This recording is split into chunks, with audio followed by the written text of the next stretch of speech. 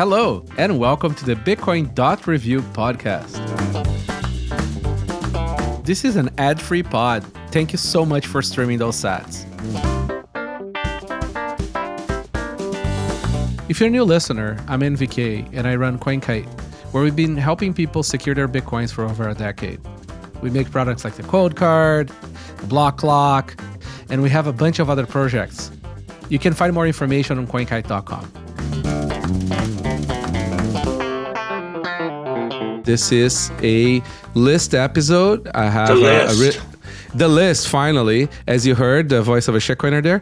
This is going to be a very good one because I will not be insulted by a clockmaker.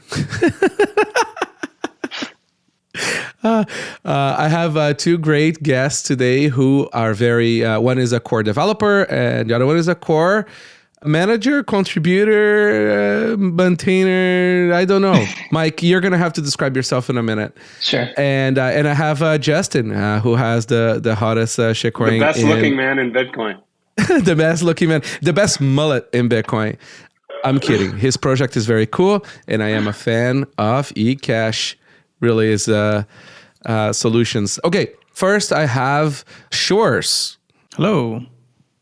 Welcome to the show. Do you wanna tell us a little bit about yourself? Sure. I'm Sjors Provoost. I work on Bitcoin Core for the last couple of years. I do a podcast, if I may shill it, called Bitcoin, Explained, together with Aaron van Weerdem. And we explain things about Bitcoin, technical stuff, no political drama. And I also wrote a book called Bitcoin, A Work in Progress, which takes some of that earlier podcast and turns it into a book. Very nice. I've seen your tweets. You recently been enamored of America and been sort of driving around there for a while. Not sure if you're still doing that, but that seemed like you had a little bit of fun. Yeah, that's true. I visited for 2 weeks, so I also went to some places you went to the Bitcoin Park. Yeah, that place is pretty cool. Yeah, I just spent a week there drinking and talking Bitcoin. It was, I don't know how I survived that. Mike, thanks for coming. Yeah, absolutely. I know we've been trying to do this for a while. You've joined us on the OpTech recaps that we've done before. Quick sidebar, Sjors, what happened to the Sjors NATO name? Well, the thing is, somebody said basically it's a very cool name, but if you're trying to introduce somebody else to the podcast, you say, hey, you should listen to the Van Weerdem Sjors NATO podcast. It's very difficult for that person to find it. Even Bitcoin Explained is difficult to find. If you type it in your podcast app, you'll find it. But if you type it in Google, you won't find it. So it's still not the perfect SEO name. Do you know why? It's because you guys don't have the news or the price. You know, if you don't have the news or the price or the list, you don't get any audience. That's why we're gonna do TA analysis right on the beginning. Yeah, that's true. I mean, the upside is that if we ever get canceled, I can self-host it very easily because the number of listeners is not so high. Yeah, I think we have one more listening there than you. I think we have like 11 listeners now. No, I think we have more than 11. I have met some people that randomly approach me and say, hey, I know you from your podcast. Very cool. So Mike, why don't you give us a little intro about yourself and Bitcoin OpTech? I think a lot of people don't know much about it. Yeah, I think we do a good job, but we don't do strong on the marketing front, which is maybe common for a lot of the tech folks in this space. So Mike Schmidt, I have two different roles in the Bitcoin ecosystem. The first one is executive director at Brink, and Brink is a 501c3 charity in the US that our mission is solely to support open source development in the Bitcoin ecosystem with a particular focus on Bitcoin Core developers and getting them funded. And we've been around 2 years, sponsoring 11 different developers, and a bunch of those are in London in an office working together on Bitcoin Core.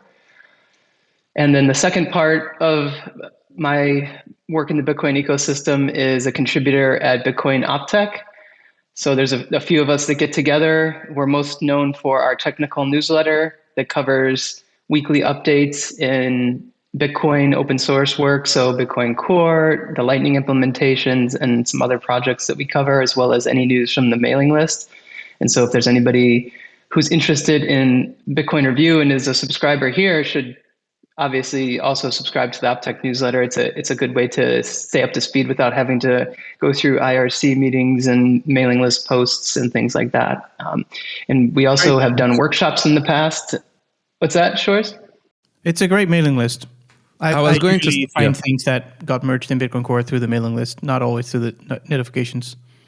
What I was going to say is that if you have nearly unsubscribed or muted the mailing list due to the RBF discussions and everything else, like I did, Bitcoin OpTech is a fantastic way of keeping up to date.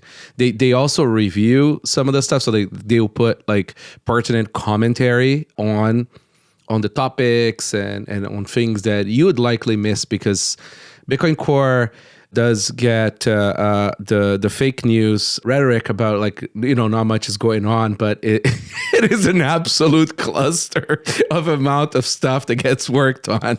If you ever done anything on Bitcoin Core, you're going to very much understand what rebase means. Mm-hmm. And to that point, in the last month, at the end of the year, in December, OpTech put out our annual year in review, which summarizes everything that OpTech has covered and that has happened in the ecosystem for that last year. And one of our little statistics that came out of that is, people say nothing's happening in Bitcoin. There's no innovations. There's no interesting discussions going on. And we published, just our little publication put out the equivalent of a 200-page book on the developments and discussions that are happening in the Bitcoin ecosystem. So I believe it. Yeah, I mean, I know this from my own book. It's like 200 plus pages, but if I had transcribed every episode, it would have been just ginormous. And the episodes cover only a small part of what Bitcoin is working on. So yeah, there's plenty out there. It's just less. There's no marketing department, and some of the things sound less cool than sharding and 2D chess and NFTs. Hey, you're not looking for a 5.4% yield on staking Ethereum? No. I thought it was up to 7.5. You just don't get your coins, right? I don't know, man. Yeah, that's right. They're locked forever. I think, and then we have Justin, which everybody knows because he's been here for a lot of pods in the beginning, but then he abandoned us to go work on Fedi. Justin, do you? Yes, I'm a co-founder of the podcast. I put that on my bio. Nice.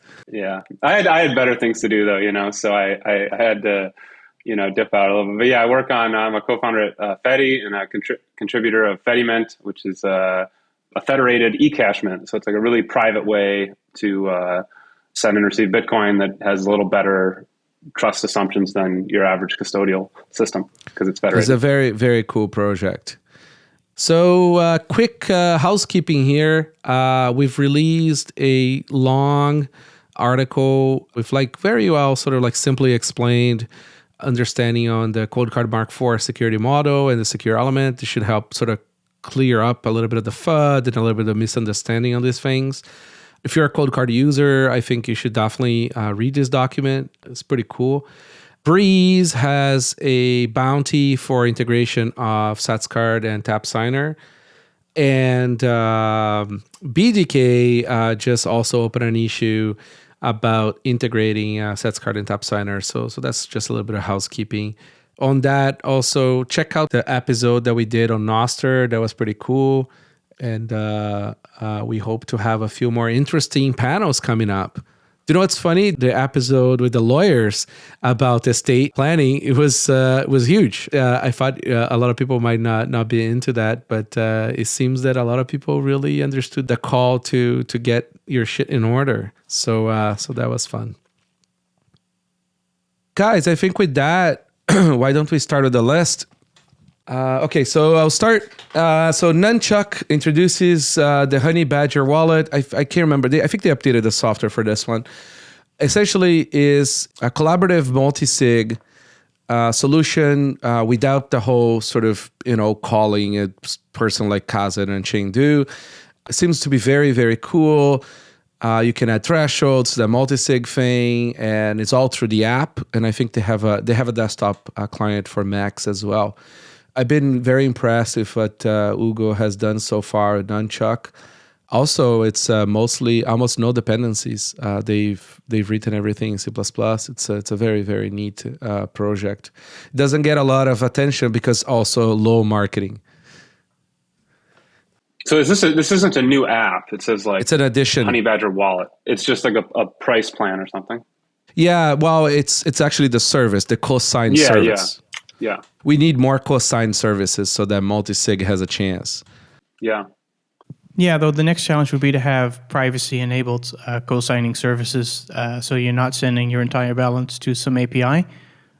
Yes. Even if it's not KYC'd, and I don't know if they're used Tor or anything like that, but it'd be nice to have a service that says, hey, we'll help you with the inheritance, but if you ever need it, you'll have to go through KYC after you die or something like that. Yes. And also, like, if people should listen to the episode that I just did with lawyers about estate planning. Just because the computer says it's yours, it doesn't mean it's yours. So like you definitely need to look into, putting wheels together and estate planning and all that stuff. Yeah, I know there's the crypto asset inheritance planning book that Pamela Morgan, I think, put out a few years ago. So I don't know if you guys talked about that. Yeah. 2018 maybe. I think also there were some interesting, good concepts there, but like a lot of stuff is not like super up to date. I'm not sure if she's sort of like being active in the space anymore. At least I haven't heard. Yeah, check out that episode because you guys can like get a sense of like a few people who are kind of like call it between brackets trusted in the space. Nobody's trusted, but these are professionals and licensed to give like proper advice on this. I just posted a link here to Sjors' comment about needed blinding multi-sig co-signing services. This was an idea our good friend Michael Flaxman had a couple of years ago. I forget exactly how it works, but it was like using like a large random BIP32 path or something to blind it. So like they would have the key, but they wouldn't be able to know where. You'd have to tell them the path before they ever signed or something like that. Yeah, but it's essentially money gone if you can't get them the path. It's another point of failure. Yeah, exactly. It's another point of failure. So, but that's like the only thing I remember seeing of somebody trying to research into how to do this a little better. But yeah, it is sort of alarming, to use one of these services and they just see everything you do. It's not ideal. I'm guessing Nunchuk uses Electrum, right? So that it's not them that know what you're doing. Because usually the problem is when you use a wallet software that's easy to use, it's either going to be using the server of the company that you're using or some public blockchain explorer, blockstream.info, whatever API, or Electrum. And all of these have pretty bad privacy trade-offs, but all have slightly different privacy trade-offs. Ideally, you want to run it against your own node. Yeah, you can't run your own node yet. But, I think that, if people give this feedback to them, they'll find a way of adding it. So far, every single request I had, they did integrate. Like, for example, you used to need an email to create an account, the thing. They changed it so now you can just use an XPub. So you can just have your seed that is in the app be the way to log into the system. And they do have private comms between the multi-sig cosigners using Matrix. They're actually trying to fully understand the problem and address it, which is kind of cool. I haven't seen people like actually put that kind of effort into a commercial solution, right?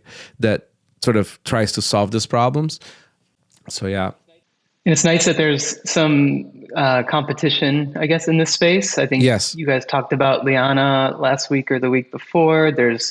I think Unchained has an offering, and I'm not sure if Casa has an inheritance-specific implementation, but you have to think that they're working in the right direction based on feedback around this. Another nice thing, too, is they're all doing different things. So, like, Nunchuk is trying to do this thing where it's KYC free and it's just a cosign robot, right? And they offer you sort of like some education. Casa is trying to do the seedless thing with key rotation and all that stuff with like more like a closed source kind of approach. And then Unchained has Caravan, which is still needs to understand PSPT correctly, but it's a very good solution and I think that they did enough auditing there that like it sort of like is on par with something like Glacier Protocol and things like that in terms of like proper thought through. Yeah, it's cool. We just need another 10 solutions that are also different. And then we need another 10x number in Bitcoiners. Well, one good start is to have a separation between the software and the services companies, right? Because you could have a very good software for the purpose of inheritance, but you could have a different company that actually holds onto your keys and uses that software. And I think right now it's usually the same. Yep. But again, that's just a matter of having lots of different tools and seeing which ones are the best. Yeah. It's not, the market is starting to finally understand that it's like not a single solution for everybody. You can't just yell at people on Twitter saying, hey, use this. This is the only solution that exists. Different people, different needs. People have multiple wallets as well. And, the market is growing up. It's sort of nice to see it. Talking about wallets, Electrum 4.3.3. Lightning, they fixed handling failed HTLCs in gossip-based routing, fixed LN cooperative chain closed to witness. PSPTs never put YPub and ZPub in PSPTs, only playing XPubs. That's nice. For witness, V0 TXINs, put both UTXO and with UTXO in PSPT. Hardware wallets, Trezor optimized signing speed by not serializing transactions. Ledger, modify plugin to support new Bitcoin app v2.1.0. Added the deprecation warning when using Ledger HW1 devices.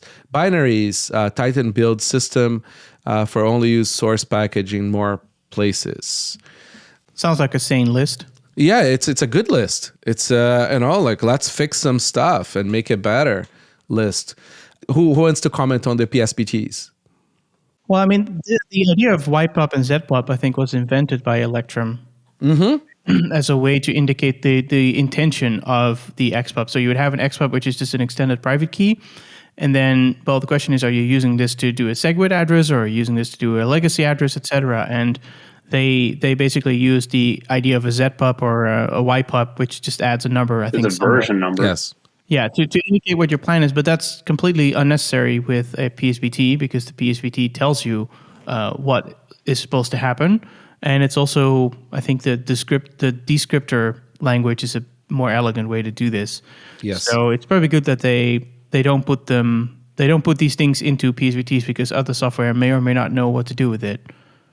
Yeah, it's so for people that don't know, Electrum is essentially the second wallet that came into the market after Bitcoin Core. And Bitcoin Core was unusable back then for proper money handling. For anything complex, it was not just a simple wallet. And this is pre-HD as well. One could argue that, aside from very advanced people, Bitcoin Core is still a little difficult to use. It is getting better. But anyway, so Electrum carries a lot of baggage. So every time that a new thing comes on, they have to sort of backwardsly think on how to address the new thing without, breaking things. And, some people get upset. Anyways, it's a difficult job. And they don't have the amount of contributors that Core does. So anyway, so PSBTs were a massive improvement. And it's nice to see that they've acknowledged that maybe the path that they originally went down, is no longer the right one. Because I think sometimes folks get dug in with their particular way of doing things, like not supporting BIP39. No comment. So Electrum still doesn't support BIP39 native. You have to check the box. Neither does Bitcoin Core. Right. It's one of those things that I think are a bit annoying, but I think the amount of dependencies that you need to add to Bitcoin Core to get BIP39 to work is non-zero. It's also not huge. Yeah, but I think it's time. Maybe sure. Like if you're a guy who doesn't do much, you probably have a lot of free time. So maybe you want to take on that one. I have commented on the GitHub issue that talks about that, trying to slightly open that can of worms, and it's time. A lot of complicated comments on it that I haven't studied yet. I think it's time, especially because the install base for Bitcoin BIP39 is huge. It's the biggest install base that there is for private keys, right? Yeah, the least controversial thing would be to just be able to import them. That's what I was going to say, at least so that people can recover. Because see, a lot of times, maybe your setup broke or whatever it is, or in a pinch. and you don't trust your software, and Bitcoin Core is like one of the most trusted pieces of software that there is, and you want to recover or to sweep it or whatever, I think importing it would be a huge upgrade to people's security, especially because you can have core on tails. If you write that code, I'm happy to test it. I just want to set your expectations that you'll probably get a knack from Luke Dasher immediately and a few other objections, but maybe not. Self-custody expert Luke Dasher. I mean, you can always, it's always useful for people who want to be able to import it to just rebase the pull request if you want to keep rebasing it. I am not. There is a reason why I go onto commercial side. I hardly ever comment on the mailing list. I hardly ever it's like I am not academic enough. I have a very short fuse. That conversation will divulge. I'm exactly the same way. I gotta stay away from these things. It's really and dude, I've been in Bitcoin for a while, and for as long as I could, I never sent an email to the mailing list. I love everybody there. I'm just incompatible with that sort of academic style of development, which is very necessary. But yeah, maybe I'll put a bounty out there. So Titan builds systems to only source packages in more places. I think Electrum, also due to the age and macaroni that's in there, has a bigger challenge with dependencies and things. So, and also it's a function of Python 2, right? So, is it still Python 2? Well, no, sorry, Python 2 as in TOO. Also TOO. Yeah. By source packages, do they just mean that they're not pulling in binaries, but they're pulling in source and then compiling it themselves, exactly. right? That's a lot safer. Yeah. It's a hard problem. There were attacks on Node.js, the NPM ecosystem, where the actual exploit was not in the JavaScript source code, but it was in the compiled, minified, which is semi-compiled JavaScript. And I mean, and nobody should be using JavaScript for Bitcoin operations anyways, because JavaScript's garbage. But you can't even do math on JavaScript. Well, that good luck for anyone trying to do something in the browser. But it's just JavaScript. Oh, and nowadays, I guess you can use LLVM. But if you want to render anything, you still need JavaScript. Use Rust. Compile it to WASM. Come on, grow up. There you go. And I know. How do you draw your interface? Flash? At least Flash was contained. Was it ActionScript? Was Flash contained? I thought there was all sorts of arbitrary code execution. Well, there is, because Adobe was delivering the binary, but at least it was contained in a binary. Anyways, I totally get the new kids all love JavaScript, and JavaScript is cool and it's fantastic for you to deliver something fast, especially with the UI. It's all sort of integrated, but you have to do a lot of work to get JavaScript to be safer, on your program. So you want to start from stacks that are normally safer to begin with, and then you sort of even close it down and down more. I know, JavaScript is the best thing that there is for you to deliver apps in multiple platforms, but maybe move to Rust and be even a cooler kid. Decrease your productivity by 75%. That's right. Join Rust. No, that's the great thing about JavaScript is you're very productive. You can actually ship a service or product very quickly. But yeah, you just gotta, you probably don't want to do private key operations using it or anything that involves math. Because it deserializes, deserialize. You keep on throwing, you keep on, no, but all these packages, touching the private key material, it's kind of sketch. It's bad. TypeScript does not solve this. No, it's especially the cascade of dependencies that makes it scary. And in browsers, there are some mitigations you can take, but it's not amazing. You have iframes, which restrict, the JavaScript inside an iframe cannot reach out of it in theory. But then it comes out that all those defenses are always broken all the time, right? It's every browser vendor will release a emergency update because the JavaScript wasn't contained, right? I mean, yeah, probably. I mean, JavaScript essentially on the browser is essentially doing a curl for a bash script, from a website. I mean, it is kind of crazy when you think about it. A browser is remote execution, code execution as a service. It's amazing that it works at all, Yeah, sometimes works a little too well, and money gone. All right, guys. HWI 2.2.0. Yay. Taproot key path display and expanding with Bitbox 2, Ledger Bitcoin app 2.1.0 support, allow trusted passphrase enabled to work without passphrase specified, defaults to empty string passphrase, accept expert and chain arguments for enumerate, and several GUI layout improvements. So there was a major issue with Ledger because they changed the way that they do everything, and it broke a bunch of implementation. Completely overhauled their app. Yes. And now I think they stream their apps back and forth, so even less, because they can't fit in memory, right, in the device. So like there was a brilliant way on how they stream back and forth the application itself. That's my understanding too, that you get the PSBT and then the Ledger will like ask for new details, will just basically ask the device or ask the outside thing for more stuff specifically. Yeah. So it's a pretty complicated dance. Yeah, which is not great for security because it's more complex, but those guys are pros. I guess like it's just like now it's literally hopeless to be airgapped. Like he actually uses the computer to do like a lot of the work as well. I don't know if it's hopeless to be airgapped. My guess is if you were to put an SD card, if you could put an SD card into the Ledger, then it would just do the I/O in phases, right? It would just read the part of the PSBT from the disk that it needs. It would just have to have some sort of index of where things are. So I'm not sure because it interactive with the external device. I think they're using their local library, the desktop library, to do some of the heavy lifting. I'm not sure. Maybe I'll get Charles to come on the pod and answer questions. Yeah, that sounds good. Be curious to see how it works.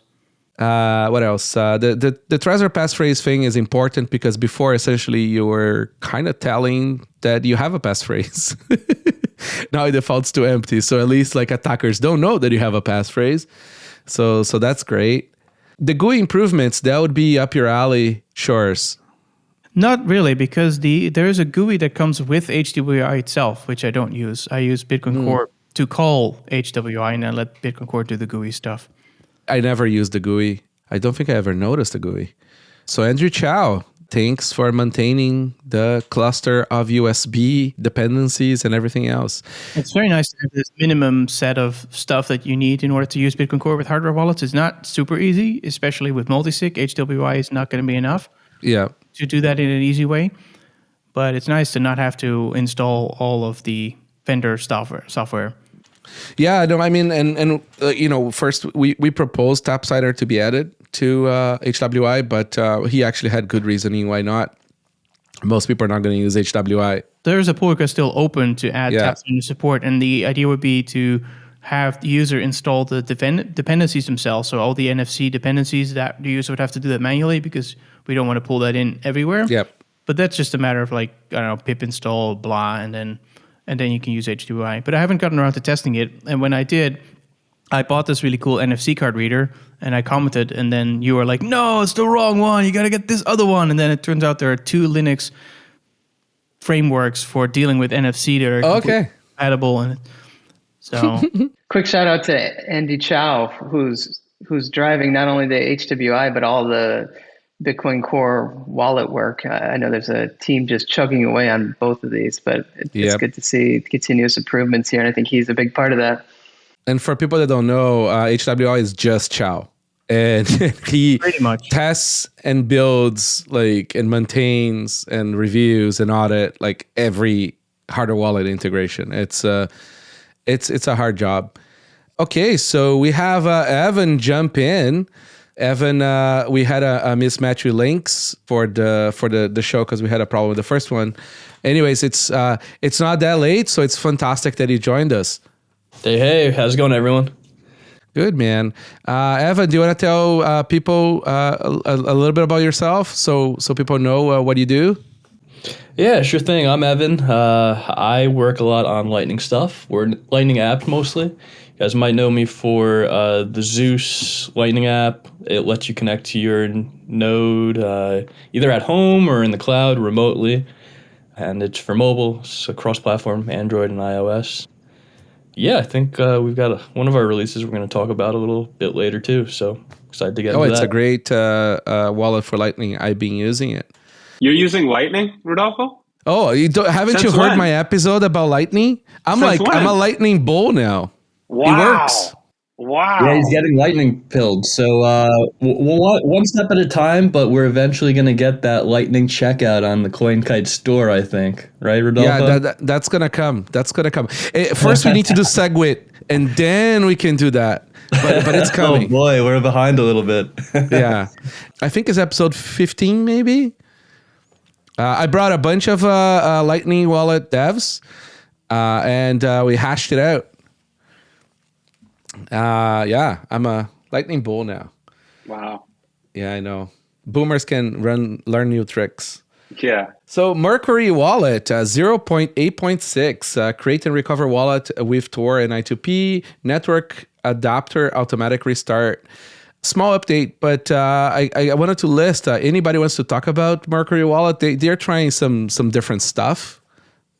I haven't used it myself, but so Mercury Wallet is the client for, it's a GUI for Mercury, which is essentially an implementation of state chains, which I think was Ruben Thompson's original idea. And so you sort of, I guess if you want to think of it like a sort of like a side chain where you lock up your coins and you're able to get some additional features on the Mercury state chain, and then Mercury Wallet is a UI for that. I'm not sure. Have any of you used Mercury before? Not yet. No. I haven't. I've seen demos and it looks really slick. Yeah, I used it a bit last year, and I had some great experience with the swaps. Haven't tried the new versions. Haven't really used it in quite a few months, but was pleased with my experience with it. What's their main goal?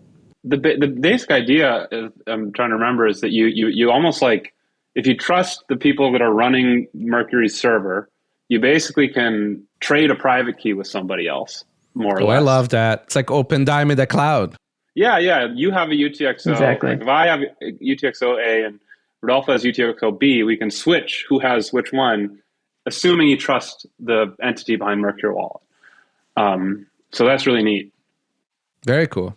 Yeah, it's definitely a great privacy tool. Something probably you'd want to do post mix still for like a coin after a coin join, right? So whoever you're giving your UTXO to doesn't get a complete view of those coins' history. Very nice. But still a really cool tool to have in the arsenal. Shameless plug for episode 8 of Bitcoin Explained about state chains with Ruben Thompson.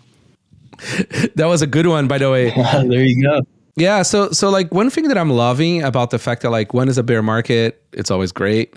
And two, like people are kind of bored with Bitcoin itself, right? A little bit because, one could argue that's like version complete. I know it's not true because people want more stuff and there's bugs to fix, but like just from a high level, kind of like you could say, oh, Bitcoin is done, right?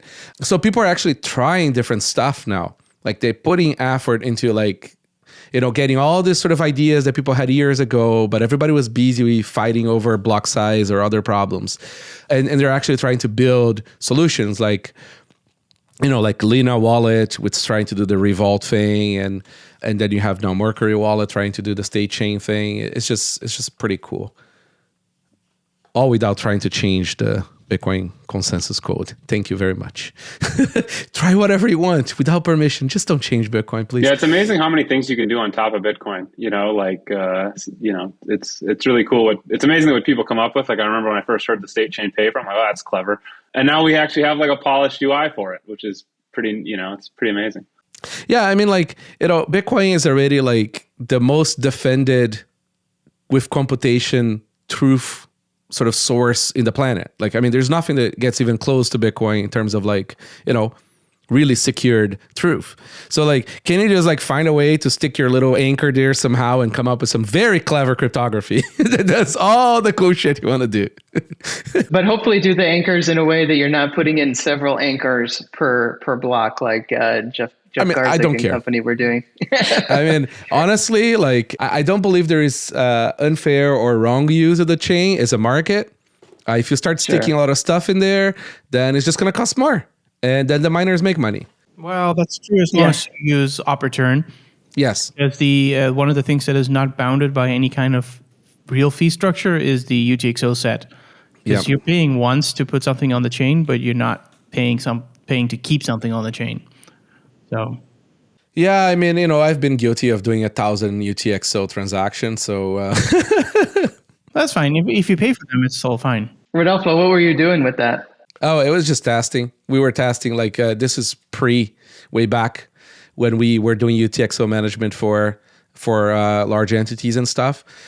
We were always trying to see if we could break it, like to find the actual limit, because these limits are kind of like there, but they aren't, right? So like you just never know what really is going to break on the edge cases of limits, like 12 out of 12 multi-sig, right? Can you really fit in there? Because you have the transaction size problem, but also like maybe you're going to break most clients and things like that.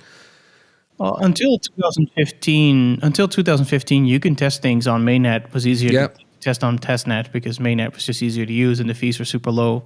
So you just send like $2 to some test address and then $2 to some other test address. Yeah. Real men don't use testnet. Nowadays, people would use Signet, of course. That is the true warrior. I know. It's so much better than testnet used to be. Right. So HEXA version 2.1.1, they added SATSCARD. What? So why are we talking about Hex? HEXA wallet. Oh man, those guys always are talking about changing the name. It's because it has an integration with one of SATSCARD is now integrated with HEXA wallet, testnet account for new coiners, gifts to onboard them, seed phrase, base, backup, always safeguard a Bitcoin, LN support. So this wallet is interesting because I think it's like one of the only sort of like actual Bitcoin wallets that like comes from a BRIC country. So these guys are in India. They're building there. And I've told them many times they should address the Indian market instead of focusing on the North American market. But it's cool. It's nice. It's nice to see development teams abroad trying different stuff. Yeah. So full disclosure here, I advise for these guys, and they've actually got a new wallet coming out called Keeper. You can grab it right now. It's in testnet mode only right now. But basically, it's like a collaborative multi-sig wallet. I think they're looking to have some paid features similar to what Nunchuk is doing. And I believe they're going to be like targeting a lower price point, trying to cater to that, the Indian market, people in nations with, lower GDP, like lower price point. So that's going to be super exciting to see what they come up with. I believe they're targeting a mainnet release in the coming weeks. So excited to see that. Excited to see them roll out their paid offerings too. Yep. So libwally-swift version 0.0.8. Bump libwally core to 0.8.7. Bump libsac 256K1 to version 0.2.0. I'm not sure we can trust the maintainer of this one. Just kidding. I can't pronounce it, that's for sure. But you can't pronounce libsac K1. I can't. It's of a course hard. I can't. All right, Sjors, why don't you give us a little primer on this? I mean, this update is extremely trivial. I just tried to keep it up to date to have something on the list. Everyone is a scammer. So libwally-swift is what it says. It's a wrapper around libwally, and it tries to be as simple as possible, but still opinionated. Because you don't want to, Swift is a language used for iOS, macOS apps, you don't want to deal with a C style of doing things. At the same time, it's not a very complicated wrapper. And in fact, I probably want to simplify it even further because in the beginning, libwally has all sorts of methods that are grown organically, based on what projects like C Lightning and Green Wallet need. But nowadays, really the only thing I need it for is an app that I've been working on, which only needs to be able to sign PSBTs. So at this point, probably it might make sense to just strip all the non-PSBT stuff out of the wrapper and make it even simpler. Sjors, do you use this for nth key? Yeah, exactly. Okay. That's not why it was originally built, by the way, but it's that's the only thing it's used for as far as I know. Very cool. Thanks for making more libraries that are better for phones that are not React Native. Okay, LNbits 0.9.5.1 Fusion 44. Core, introducing admin UI, a web UI for managing LNbits core settings. New funding source, Lightning Tip Bot via ln.tips. Extensions, new Cashew, Chaman eCash and Web Wallet. Extension use, web sockets. Maybe Evan can give us a little primer and maybe make some comments on LNbits.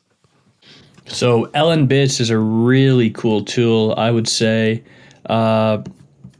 It's mainly an interface for receiving payments via Lightning. So it's got a web server in there, but there's like so many different extensions to it to serve so many different cases. So I believe there's plugins for like, e-commerce, for doing jukeboxes, streaming Spotify stuff. But yeah, I've had a great experience playing with it, connecting the wallets you generate there into Zeus. We have full compatibility there. And LNbits is just such a great project that always has a ton of activity on it. They're always shipping new features and always just trying to target like very niche use cases to just help build out the whole Lightning commerce ecosystem. So great tool if you got a server to run it on. Highly recommend it. If not, there's a couple of hosted servers that you can check out, spin up a really quick custodial Lightning wallet and start playing around with all the widgets it offers. Very, very cool. I've been meaning to try it. I just haven't had a chance. And I wish there was a one button spin, sort of like they host everything. Mm-hmm. Kind of like, your sort of like shitty DigitalOcean or whatever. Like you press a button, spin it up, put some sats there. You don't care if you lose it. Because like Lightning requires like a lot of crap, right? Like you need the node, you need this, you need that, you need to manage it. I think because LNbits people like this then because they have a server spun up. So if you go to legend.lnbits.com, all you have to do is provide it with a wallet name to identify with, and you pretty much have like a Lightning wallet to spend with. Yeah, but that one is shared with everybody else, right? So you want to be able to spin it up like a script to spin up to your VPS. I want to give them money, like for hosting kind of thing, and then I press a button, and then it spins up a new one with like a VPS or something that they like their VPS. So you want like what Luna Node was doing for BTC Pay servers, but for LNbits. Yeah, exactly. Okay.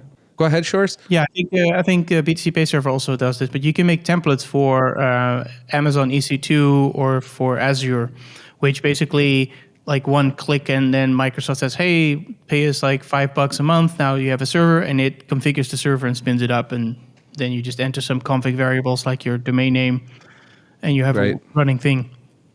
Those are two VPS providers that I refuse to make an account on.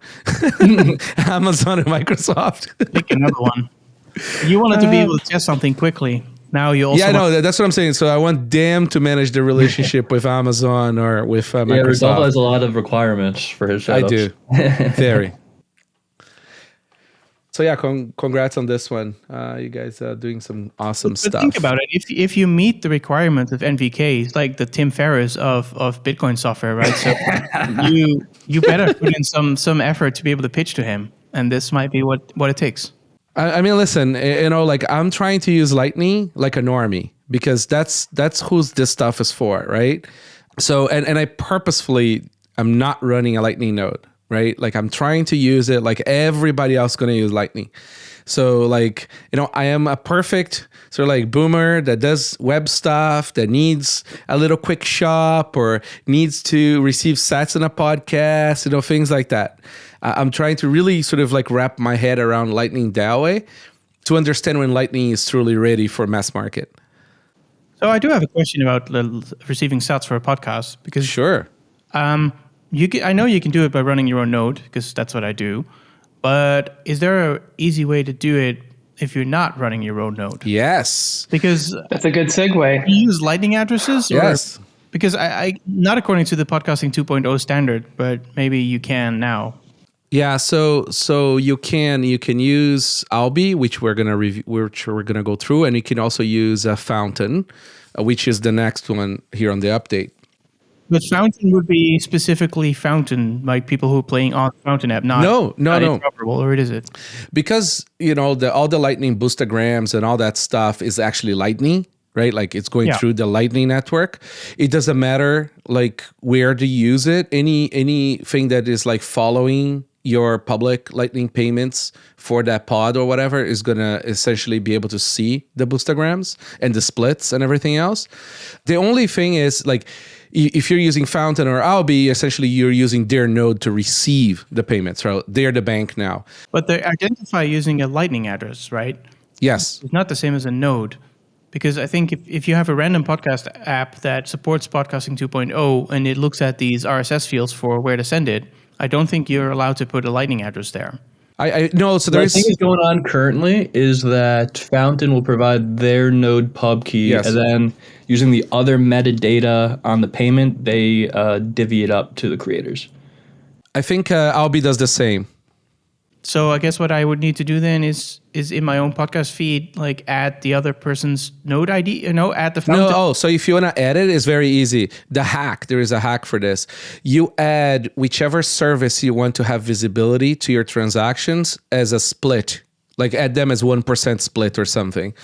And then they're going to have visibility to those transactions, even though they're neither the bank nor the sender. But that's for visibility, but for receiving the sats, I mean. Oh, then you have to use a host that doesn't have a node. Yeah, then what you'd be doing is essentially you give ownership of that pod RSS feed, public key injection to Fountain or to Alby.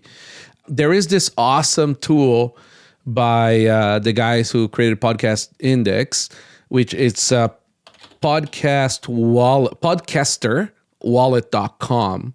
Yeah, I've played with that. But it doesn't let you add a Lightning address.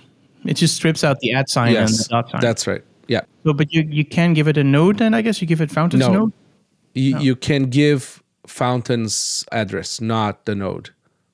So I would put in Fountain's pub key, but then how does it know which user to send it to? Well, Fountain is going to it's going to receive for you. It's in Fountain's wallet that has your name. It's an IOU on Fountain.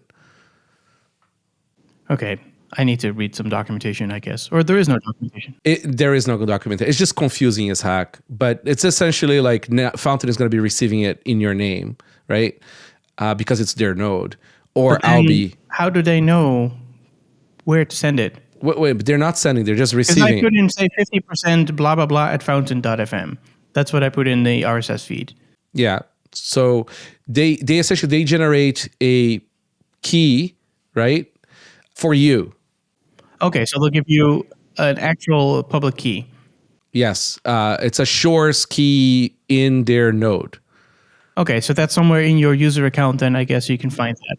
Yes, you have to go to the web version of it.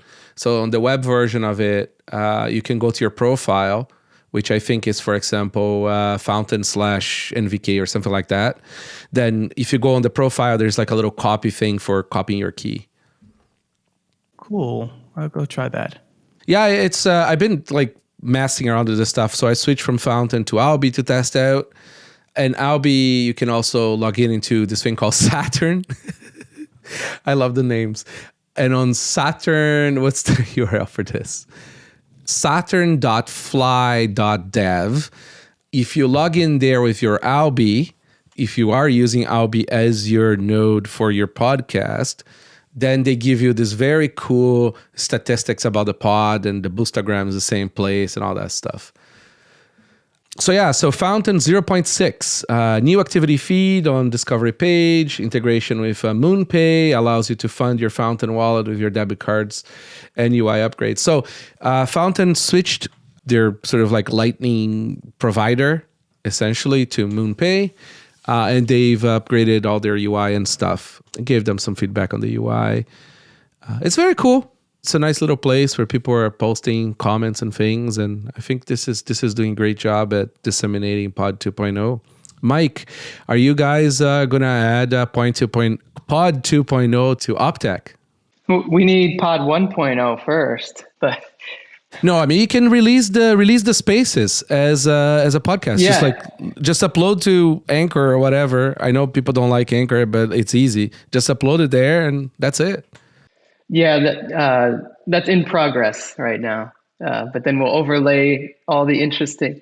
Because you cannot add a custom RSS field. I know. Anchor settings. So that's why you have to use a Podcaster wallet to do the injection there. Yeah.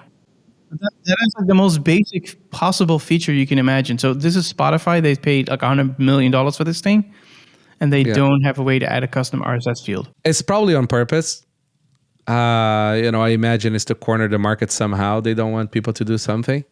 But I must say, of all the podcasting hosting solutions, Anchor does the best job aside from having the least amount of features. They are really good at that until you get canceled, of course.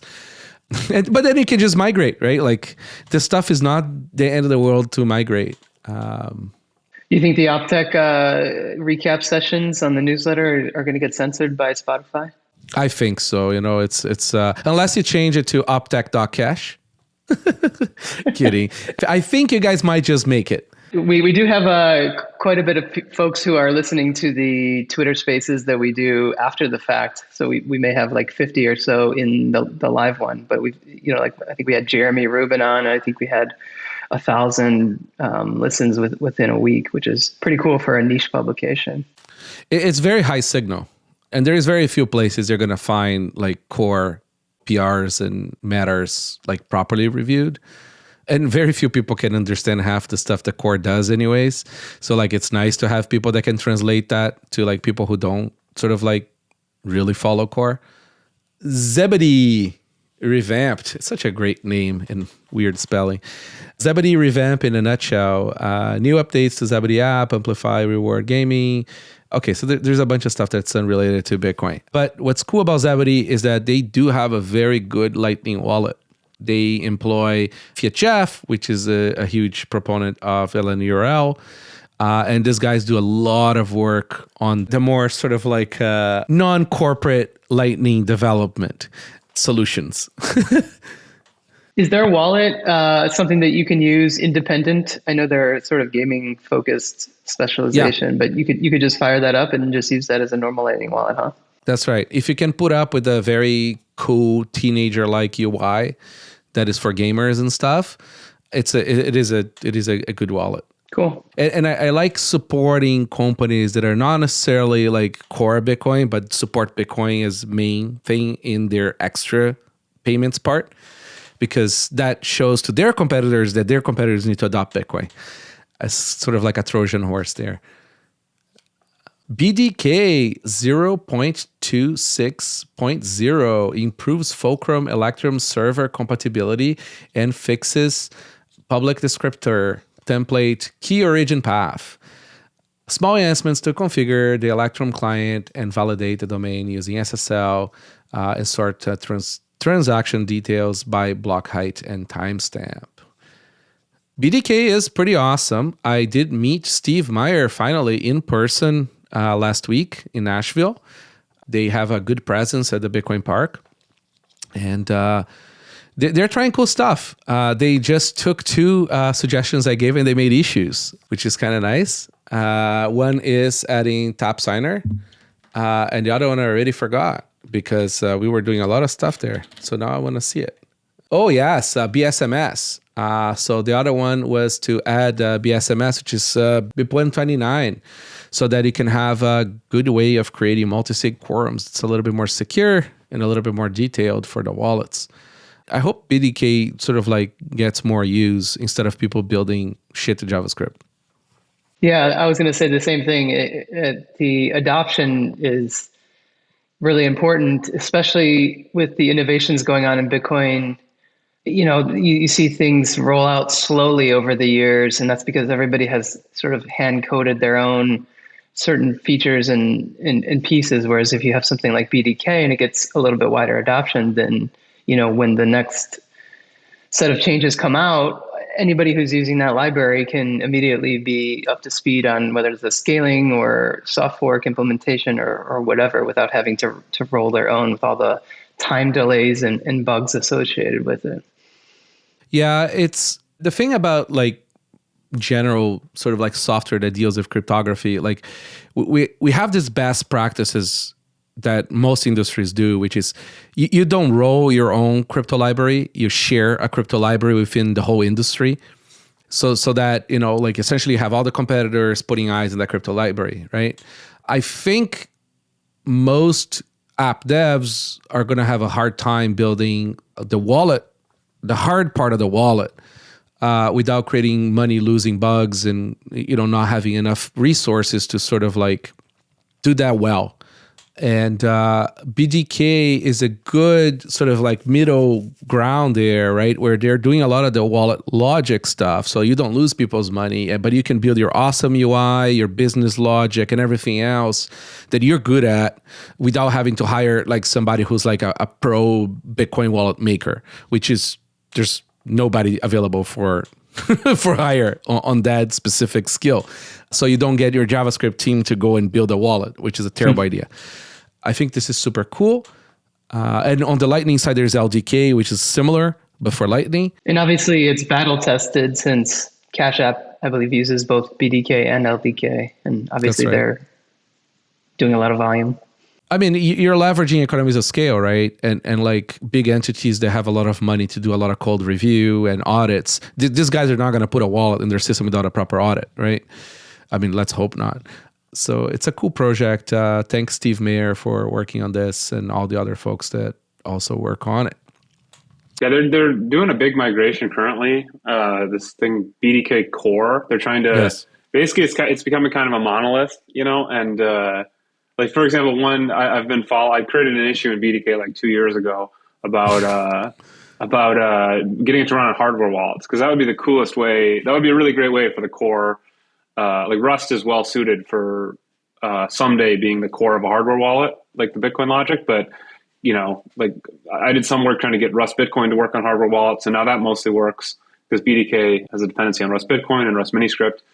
And so now they're trying to get, BDK itself to run on a hardware wallet. And they still can't because they need to kind of pare it down a lot to have like a minimal subset that could work. And that's one of the things this BDK core thing will help with, but I think it will also make it, I forget, there's a lot of other benefits, right? Like if you want to build like certain types of coinjoin wallets or, these fancy swap wallets, right? Like they need to pare it down a lot so that there aren't any assumptions between the different parts of the system. So it's going to be interesting to see how that one comes together, because I think that will open up a lot more use cases.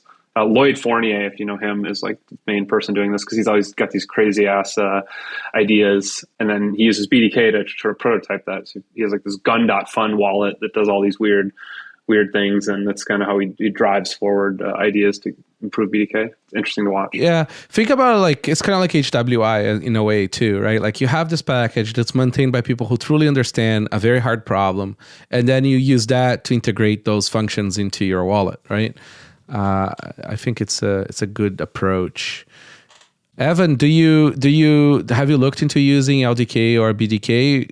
Because I know you have like a proper integration of Lightning in your wallet. Yes. So definitely been messing around with a bunch of the LDK stuff over the years, and yeah, who knows? Right now, Zeus is just like a remote only wallet, but potentially we could be putting in something like an LDK in the back end, so the user can have an all-in-one Lightning wallet in an app without having to have a node to remotely connect to. Very cool. So Stacker News, they have a list here. I'm going to try to be brief on this. Donate rewards, okay, turbo tipping. Okay, so it's like a bunch of like soft things. But Stacker News is cool. They're trying to do a Hacker News with essentially like paying instead of liking, right? So the upvotes cost sats. I think it's a great way of reducing noise. It's fun to see people trying this stuff.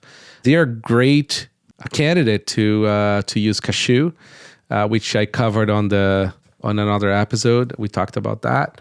I think it was the episode with Kali, which I call Kale because I'm terrible at saying people's names. And if you're interested in that stuff, I highly recommend. Which brings us to Cashew. Not to be confused with a chew. Nice dead joke there. But ching. We need some roll drums. So Cashew 0.7.0 with multi-mint plus Nostr support. send sats to any Nostr pub key, send with cashew, send -Nostr, and then the pub key and receive a cashew. It's still a command line tool. I think LNbits just added some UI stuff for cashew. It's kind of cool. I am a fan of this project. For people that don't understand, this is essentially eCash, but it's multi-mint. So like anyone can spin a mint. It's not a federated thing like Fedi. Maybe actually, why don't, since we have you here, Justin, do you want to explain the difference between the two and sort of like the different trade-offs? Yeah, I'll explain the similarities first. So they both use eCash, which is it's kind of like the first idea for digital cash from the 80s that was sort of abandoned. And the idea is that, you deposit some kind of an asset into a mint, is the word they use. And then the mint gives you an IOU. And the neat thing about eCash is that the IOU is blinded. So like when the mint issues an IOU and when the holder of that IOU comes to redeem it, the mint can't tell which issuance it came from. So your anonymity set is everyone else who has an IOU. And so that's the amazing benefit is you can have this like really, really good privacy. And, the thing that enables that is you have like this IOU, this bearer token that if you lose it, your money's gone. So there's a cost. And so I think Fedimint helped sort of revive this idea a little bit. And then Kale became interested in Fedimint a couple months ago. And he's like, well, I want to understand how this works better. So he just started hacking away in Python. And over a weekend or two, he had a prototype. And so, now this is kind of speaks to the power of the LNbits ecosystem and everything. You can get something going really quickly. And so that's the similarity. They use this bearer token system called eCash to have like really private payments. And so the difference is that Cashew, there's one server with one person running it. And with Fedimint, you can have multiple people, 10 people, 10 different entities running the mint collectively like Liquid. So there's no single point of failure, no single point of trust with Fedimint. And that's it enables a lot of interesting use cases, but there's a cost too. It's hard to build a federation, as you see. Lightning or Liquid was started in like 2013, right? They're still trying to get there. You're still working on it, right? So it's difficult to build a federation software. So that's the big difference. Simplistically say that a Fedimint with one in the federation is the same? Yeah. Yep. I mean, besides implementation details, it's the same. Yep. Okay, but I have Bitcoin and I have Sats. Like, why do I want eCash? eCash is just shitcoin. How do we explain to people that that's not quite there? Like, there is uses where, eCash is interesting. It is a substantially better thing than an IOU. Yeah, I mean, the reality is on the market, like, 95 or higher % of people who quote unquote use Bitcoin have an IOU, right? From Coinbase, from Binance. I mean, the reality is it's almost all Binance, right? Worldwide in terms of number of people. Most people, when you talk to them about Bitcoin or crypto, they think it's just Binance. They think it's like a company, right? That's the reality in the broader world. And so that's a much, I think it's an inferior form of IOU than eCash because, it's, I think if you choose your mint wisely, it's probably less likely for that to disappear compared to Binance. And also it's private where Binance is heavily surveilled. I think the main problem is that when eCash came around, Bitcoin didn't exist. So you were hardly dependent, right? Like you were not leveraging Bitcoin as like, again, a source of truth, right? Yeah. So you were essentially just like, trust me. So it was not too different than a database when we're talking about in practice, right? I think since Bitcoin came about, it changed, like it substantially improved what eCash proposition is. And, say, for example, Stocker News, right? Like, it's so little, it's so like, there's going to be so many users, it's going to be so little transactions in terms of economical value that like, it's hard to justify for them to have like, a node for each or sort of maintaining a proper thing. So a database makes a lot more sense, create an IOU for something that doesn't have a high threshold of security or something. So it's a lot better for you to use an eCash system, in my opinion, as your database of tokens in your website or whatever. It also provides privacy, right? Like, and transportability of that ownership. It's kind of like this weird middle ground between like Bitcoin and a database, because the trust model is different. You do lose some there, but I still like a substantial improvement in security and privacy than a database. So Bitcoin also brings a lower barrier to entry in this story, because normally, with the original eCash system, the way you would get in is you'd have to get all the terminals, etc., ready. But now, because this uses Lightning on the outbound side, at least, you can basically just pay anywhere where Lightning is accepted. So you can just join the existing Lightning network, and you don't have to ask any Lightning network operator for permission to join the network. So it's much easier to try all these kind of systems. Yeah, that's what's really cool. From the outside, it just looks like a Lightning node. It's like you'd never know really that there's a mint happening here, or there's eCash inside. It's just from the outside, you see Lightning payments coming in and out. And so to me, that speaks that understanding this was one of the things that, like, the idea of Lightning as being this like lingua franca to connect different parts of the Bitcoin ecosystem, to me is really like, that's really powerful. Like Lightning has some things that it's, some drawbacks, like some things that it's not great at, but this it's amazing at, and that's really, really important because it allows all this innovation to happen, and it all is compatible, right? So you get this, Bitcoin gets this network effect of all these different services that can happen and still work together. And the shameless plug would be for episode 52 of Bitcoin Explained, where we explain the history of eCash, including how the original David Challenge system worked, and then how Fedimint, or something like it, because I don't think it existed yet, would play into that. I highly recommend people go look at the Bitcoin prehistory section of the Nakamoto Institute. There is like a trove of like ideas and documents. Like Bitcoin becomes very obvious after you read all the Bitcoin prehistory. It's sort of like, oh my God, like, we need to go in this direction. And the invention of the difficulty adjustment, it really is what makes everything happen. But it is really cool to understand how much stuff was being tried before Bitcoin, way before Bitcoin in this sense. And now Bitcoin essentially is the digital money that you can sort of enter all these other digital money and systems. Otherwise, you'd have to ship people a stack of $100 bills, like e-gold. It's also very clear that Nassim Taleb did not read that particular page. He didn't read a lot. He's a fraud. He doesn't understand what the actual breakthrough was in Bitcoin, and he doesn't refer to any of these earlier experiments, and he in his final, at the end of his paper, he comes up with essentially a pegged currency, which, we know can't work. Probably. My new running theory is that like he paid some dude to write all his books, and he's very confused about a lot of things. That would make sense. Because like the books are absolutely phenomenal. They're both good. Like quality, but they're also like entertaining too. Like it's like absolutely brilliant, right? First person who made economics like probably interesting. But keep in mind, when you're writing a book, you might be sitting like for 5 years, and every day you write a couple pages. So you don't have to be funny and great all the time to be able to write a good book. So it's very possible that 1% of Taleb's output really did produce those books. I don't know. Like I feel like when I hear him talk, like publicly, live or in a discussion, it starts to really show he has absolutely no clue what he's talking about. So that's the sketchy part. And also his portfolio. His portfolio is abhorrent. He has essentially like the worst possible returns of anybody who does this stuff. Well, he's shorted Bitcoin, which sounds very dodgy, because he said a couple of years earlier that it's very dangerous to short Bitcoin. For the correct reasons. Like, it's very dangerous to short Bitcoin. Saifedean broke Taleb. Great interaction. So next is, let's get into Zeus. Evan, why don't you read your own release notes for us? Sure, let's do it. Zeus version 0.7.1.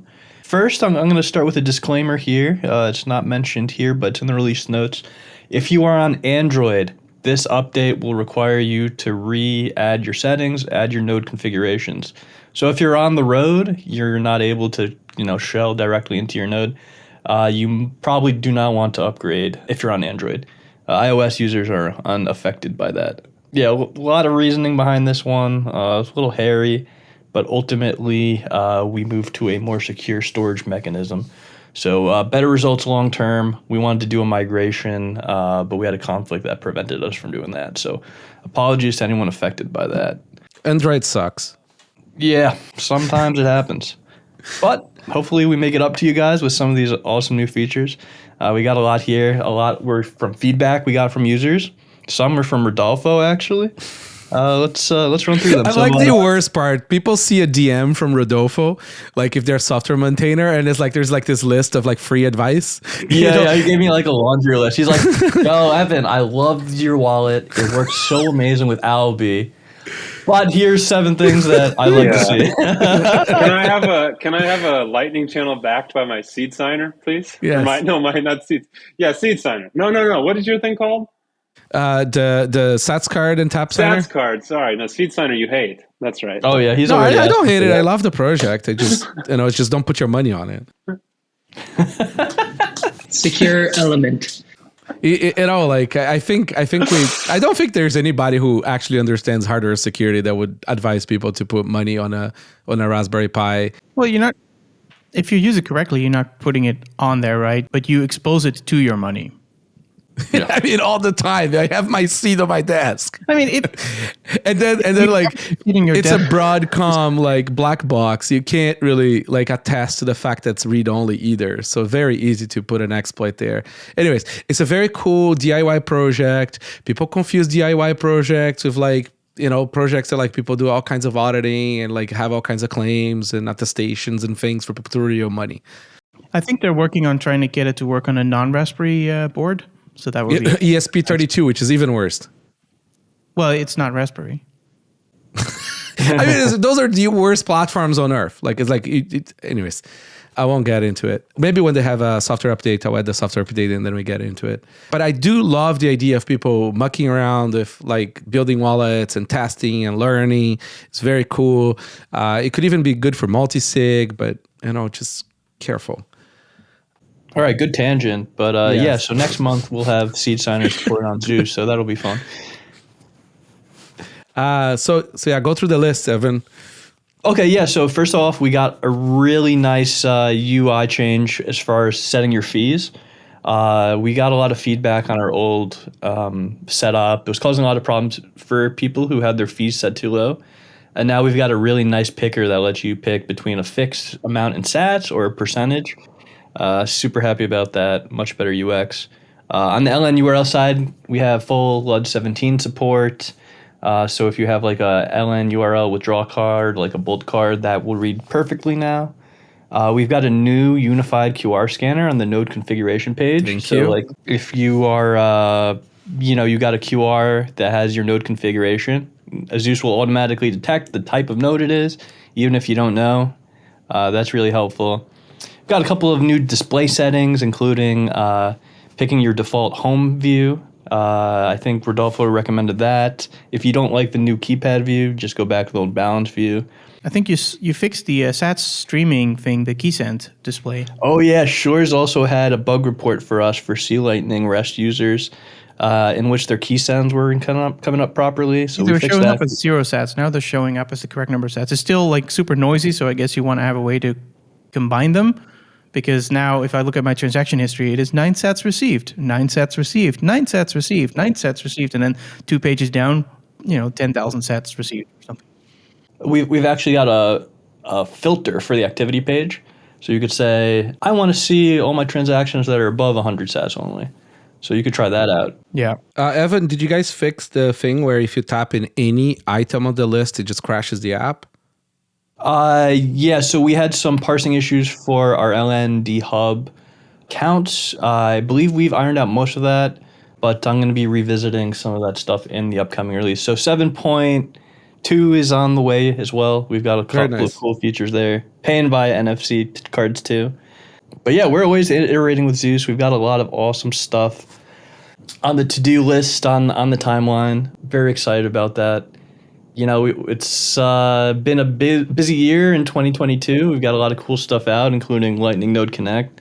So those Tor users don't have to be afflicted by that poor user experience anymore. And we've got a whole lot more for 2023. We're excited to dive into stuff from like contacts, point of sale stuff, hardware wallet integrations. We'll see which hardware wallets get integrated there, secure element or not. Yeah, we're also hoping to, have another version of the app with a dedicated backend, so you don't have to remotely connect to a node. And hoping to start putting out our first LSP offering so you could get connectivity to the Lightning Network as well. So it's going to be a very busy year for the Zeus team. Very cool. Evan, you guys do a lot of good work with Zeus. I know you have a shop with some swag, but are you just completely self-funded donations or plans for productization? So we've been talking with, so the shop, that's all drop shipping. I don't have any inventory, but right now we're all just community funded. If you want to support us, you could get on our community sponsors page that shows up on our website and in-app. We also accept, tips of smaller amounts. Long term, though, we want to monetize Zeus. We want to make an LSP. We've talked to a few different VC funds. Haven't found a deal that we like yet, but we're always actively talking with people, entertaining offers. There's gonna be a SATSCARD with Zeus logo on it that a huge part of the sales goes to them. That's part of how we're gonna help fund them too. Nice. Oh yeah, so look out for that this year too. But yeah, we're staying busy. We got quite a few products that we expect to be releasing this year. So keep your eyes peeled. Neat. Muun Wallet 2.7.1. You can now set your wallet to prioritize Lightning for incoming transactions or show unified QR code for BTC LN.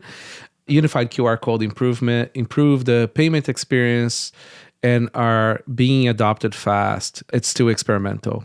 I love Muun Wallet. I do have a massive issue with it not using seeds.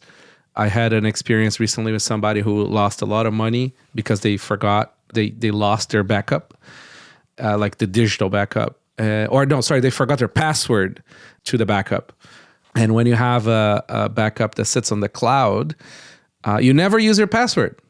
So you forget, right? I mean, a year, 2 years pass, you completely forget it, right?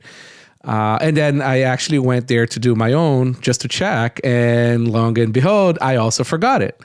Thankfully, the wallet was still on my phone and I could just move the funds and redo the whole thing, right? But I've realized this through this process, actually happened, I think it was yesterday, that when you have passwords that you don't use frequently, you forget, you have to start treating them like seeds where you have a proper metal backup of that or whatever. But then if you're doing that, might as well have a metal backup of an actual seed. So I'm super, super not interested in pushing, I want to push people to use seeds. I think seeds are a better setup. We have a lot of economies of scale on seeds. We have best practices on seeds. Are seeds perfect? Absolutely not. Are they annoying? Yes, but they're highly recoverable. And maybe if people want to experiment with these other ways of backing up things, that's great. But do offer maybe the seed option. Anyways, I'd love to see that. What do you think about BIP39 in other languages? I know there's some debate about whether BIP39 should always be English or... Yeah, so I don't like it because I've seen horror stories. Essentially what happens is people go and they will use their, a Hindi version of it, right? Yeah. And then there is no software implementation that supports it. Yeah. And then you can't recover because the UI cannot support the characters correctly, right? Yep.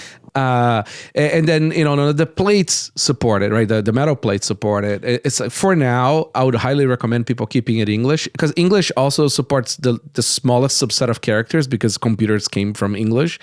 So it's just a more saner setup. Maybe in the future we can improve that, but for now that would be my recommendation. So about 6 years ago, I opened a GitHub issue, I think on the Satoshi Labs thing called BIP3947, no, not 47.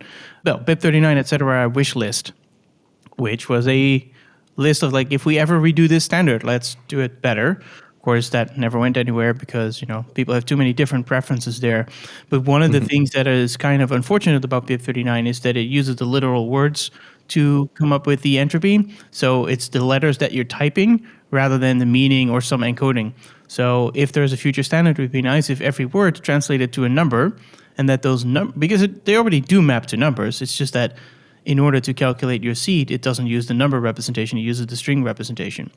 So ideally, the seed would also just use the numerical representation, and then it's much easier to say, okay, word 1 in English is hello, word 1 in Chinese is ni hao, whatever. Then you could have multiple languages. You'd still have to be careful that there's like a very clear mapping. Ideally, either the words would have to have the same meaning, or they would never have the same meaning. Some. I have a suggestion for that, Sjors. Why don't we map all the foreign language words to the English words, and the English words will remain the same, because then it's backwards compatible, right? Well, but you don't want it to be backwards compatible. One of the things you want to do for this new standard is make sure that any new phrase will not work in old software, and any old phrase will not work in new software. Because I think you have to make a clean break. Good luck with that. Well, if you don't make a clean break, then what are you going to do with the, you try to... No, that's why I love like mapping the foreign language words to one of the English words in the list, because then you could have an English backup as well if you wanted to, and you don't break the mapping, right, to the bytes. The thing with language is, the other problem with language is that, maybe a word means something, now, and 200 years from now, it's not. Like, if you look at English from 200 years ago and you try to recover a WIP39 mnemonic from 200 years ago based on your understanding of what the word means instead of just the characters, you would have a problem. But that's why I like the plates. The plates essentially like ignore word meanings and only record the first 4 letters, right? So it's kind of like a cool thing. It's like when I'm stamping a plate myself, I don't read the words as if they were words. I just read them as characters. And then I use the word as just a checksum in my head of like that I actually got the characters right. But I don't attribute meaning or, like any sort of like, music to remember. I don't want to remember my seed. So under duress, you can't find me. Like you can't get me to do it. I'm dyslexic anyway. So like it's pretty hopeless. But the idea of separating meaning from that, I think is great. I just like the words, especially in English, because it's the smallest subset of characters. Just because it's like easier to type, it's easier to sort of manipulate than other sort of setups. Yeah, and there were also other suggestions by other people that you can make the list itself a little bit smarter, like making sure the first 3 characters are unique or something instead of 4, and making sure that they're not too similar. And there are ways that you can measure similarity between words, like, if it's just one character difference or it's just a different syllable or a different consonant. You can do all sorts of things with it if you make a new standard. But getting a new standard, like that's, it's never going to happen, I guess. I like the low time preference Sjors here. In 200 or 300 years, the word may change. That's adversarial low time preference thinking. That's right. 39 is still going to be around in 100 years. You're gonna find these steel plates somewhere in like a burnt down building or some attic because granddad was into Bitcoin, and the 2 generations were not, and then the 3rd generation is like, hey, wait a minute. Yeah, that's crazy to think about, dude. No, it's we're gonna see these things forever. So LDK version 0.0.113 API updates, bug fixes, backwards compatibility improvements. I think we talked a little bit about LDK when we were talking about BDK. It's great. One thing to note here, if you look at the release notes, there's a bunch of detailed API things. But I think digging through this for the newsletter, essentially, a few of these roll into support for being able to do LSP type things. And so the translation of some of that is enabling additional LSP features at the end of the day. Yeah. Eclair version 0.8.0 adds official support for 2 important Lightning features, zeroconf channels and channel aliases. Let's go. Experimental support for dual funding and a lot of preparatory work for both 12 offers. Eclair, these guys from Async are absolute beasts. T-Bast was on the pod about Lightning that I had recently. And what I'm actually super, super interested on is channel splits. I think that's going to be a absolute game changer for Lightning. Splicing. Splicing, sorry. Not splits. Splicing. That is the thing that I think changes Lightning from like, being like cool and you can do the stuff, but costs and things to like, Jesus Christ. I mean, like you just replace all financial system with it. Yeah. And it sounds like they're pretty far along. Like when yes. It's not vaporware. It's not vaporware. And it's sort of waiting for other implementations to get their splicing implemented in order to activate it. Bolt 12, on the other hand, feels more like vaporware, even though there's a lot of work like done on it. It's still kind of like semi out there, but the splicing is an absolute game changer. Yeah, I agree. It's not there yet. It's not implemented in enough places. But I like that you don't need to put a URL somewhere. So, I mean, I don't mind using URLs because I can set up an Nginx, couple of routes and things like that and make it work. But it'd be nice to just have your Lightning node and you put a QR code tattoo somewhere. I would still probably use a henna tattoo, and then people can just send you money, or you can give away money, on pieces of paper. Yeah. Oh, don't get me wrong. Like Bolt 12 is amazing. Like it's really cool. I can't wait for it. It's just we need it. Like the market needed 2 years ago, right? And like LNURL sort of like filled the niche. And if you're using Lightning like a normie, LNURL like really works. I mean, and you have LNURL proxies as well. So for example, if you send sats to nvk at nvk.org, it gets proxied to my Alby LNURL in keys and then goes into my Alby account. So because of the proxies, you can have your own domains without even running your own node. I was going to say, because I do run it on my own domain, but like I have to use BTC Pay Server and a bunch of custom rules to make sure that I can use the root domain and not a subdomain. It all works, but it's not newbie proof. I have a LNURL proxy guide for Alby. It's on nvk.org/Alby-LNURLP. We'll put on the show notes. It just shows you how to host the JSON file that you need for LNURL proxy on a GitHub pages. So like, you guys know how to host stuff, so ignore that. But the point is, all you have to do is just put this little JSON file there without the JSON extension, which annoys the heck out of me. And boom, like, sats get redirected through this proxy, and like most of the apps, especially the ones that do podcast 2.0, like support this, haven't had any issues so far. I guess this works because you run your root domain on GitHub pages then? Yes. No, but you can put it anywhere else. You just got to set the course permissions to, allow all, and then you're good to go. Okay, I'll have a look. It works anywhere. It's just, I just like showing guides to normies on GitHub pages because it takes them 1 second to put a website like live with the correct permissions. Yeah, no, GitHub pages is great until it's not, I guess. Yeah, I know, of course. If you end up on the sanctions list, then your LNURL disappears, but... yeah. But then you know what you're trying to restart, so... Probably.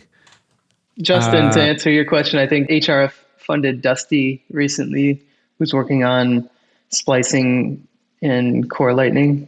He's been working on it like a madman for a year. He's like one guy kind of carrying the torch for the whole feature from everything I can tell. Yeah, he's doing great. Oh, no, I think Fiat Jeff is a contributor to LNURL stuff. No, this is splicing. Oh, the splicing stuff. Aren't the guys from Async also working on that? Like maybe the guys who started it or something? I think Nifty sort of has owned the spec, and I think Dusty's helping on the C Lightning, and I think T-Bast and team have something, it sounds like, almost ready to go when there's another implementation that has splicing. Very cool.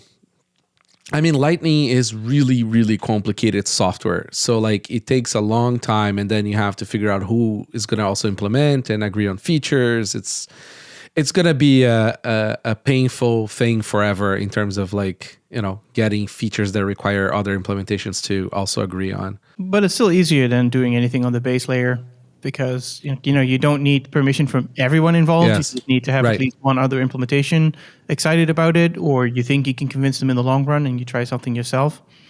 But it also doesn't break, right? I mean, Bitcoin base layer is like, it's like there. And these are the set of features that you can use. And if you use anything else, you fork off. Yeah, and there's no undo button on the Bitcoin base layer if you do anything that's not such a good idea. So yeah. That's right. It's also interesting. I think Bolt 12 is interesting because there used to be sort of two parties that kind of decided, like, LND was most of the network, and then C Lightning, and then Eclair is just like one node, but it's huge.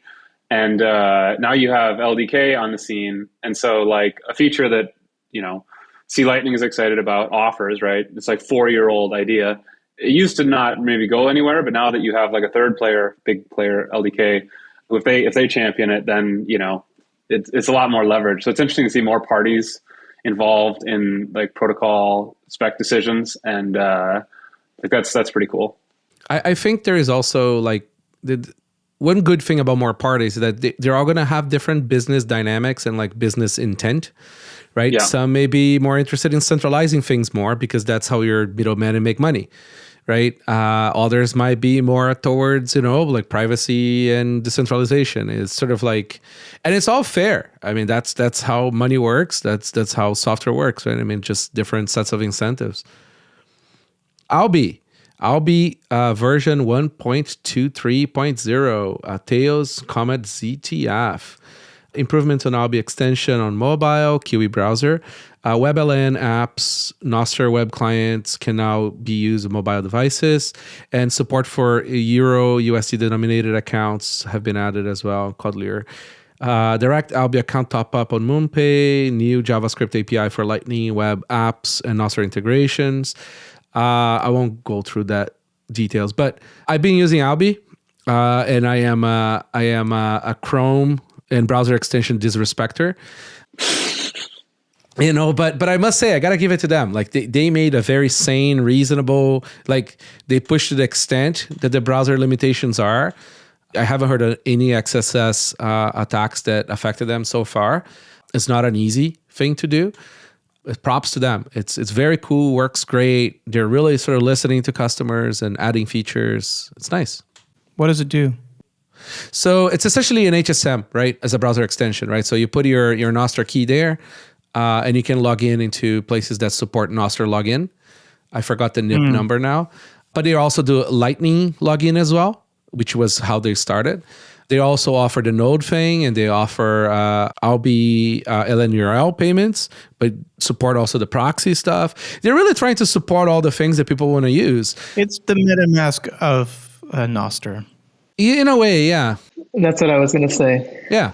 Okay, so the problem with these browser extensions, of course, is they are safe against what happens in the browser, as in the browser cannot detect the extension websites, or at least usually not.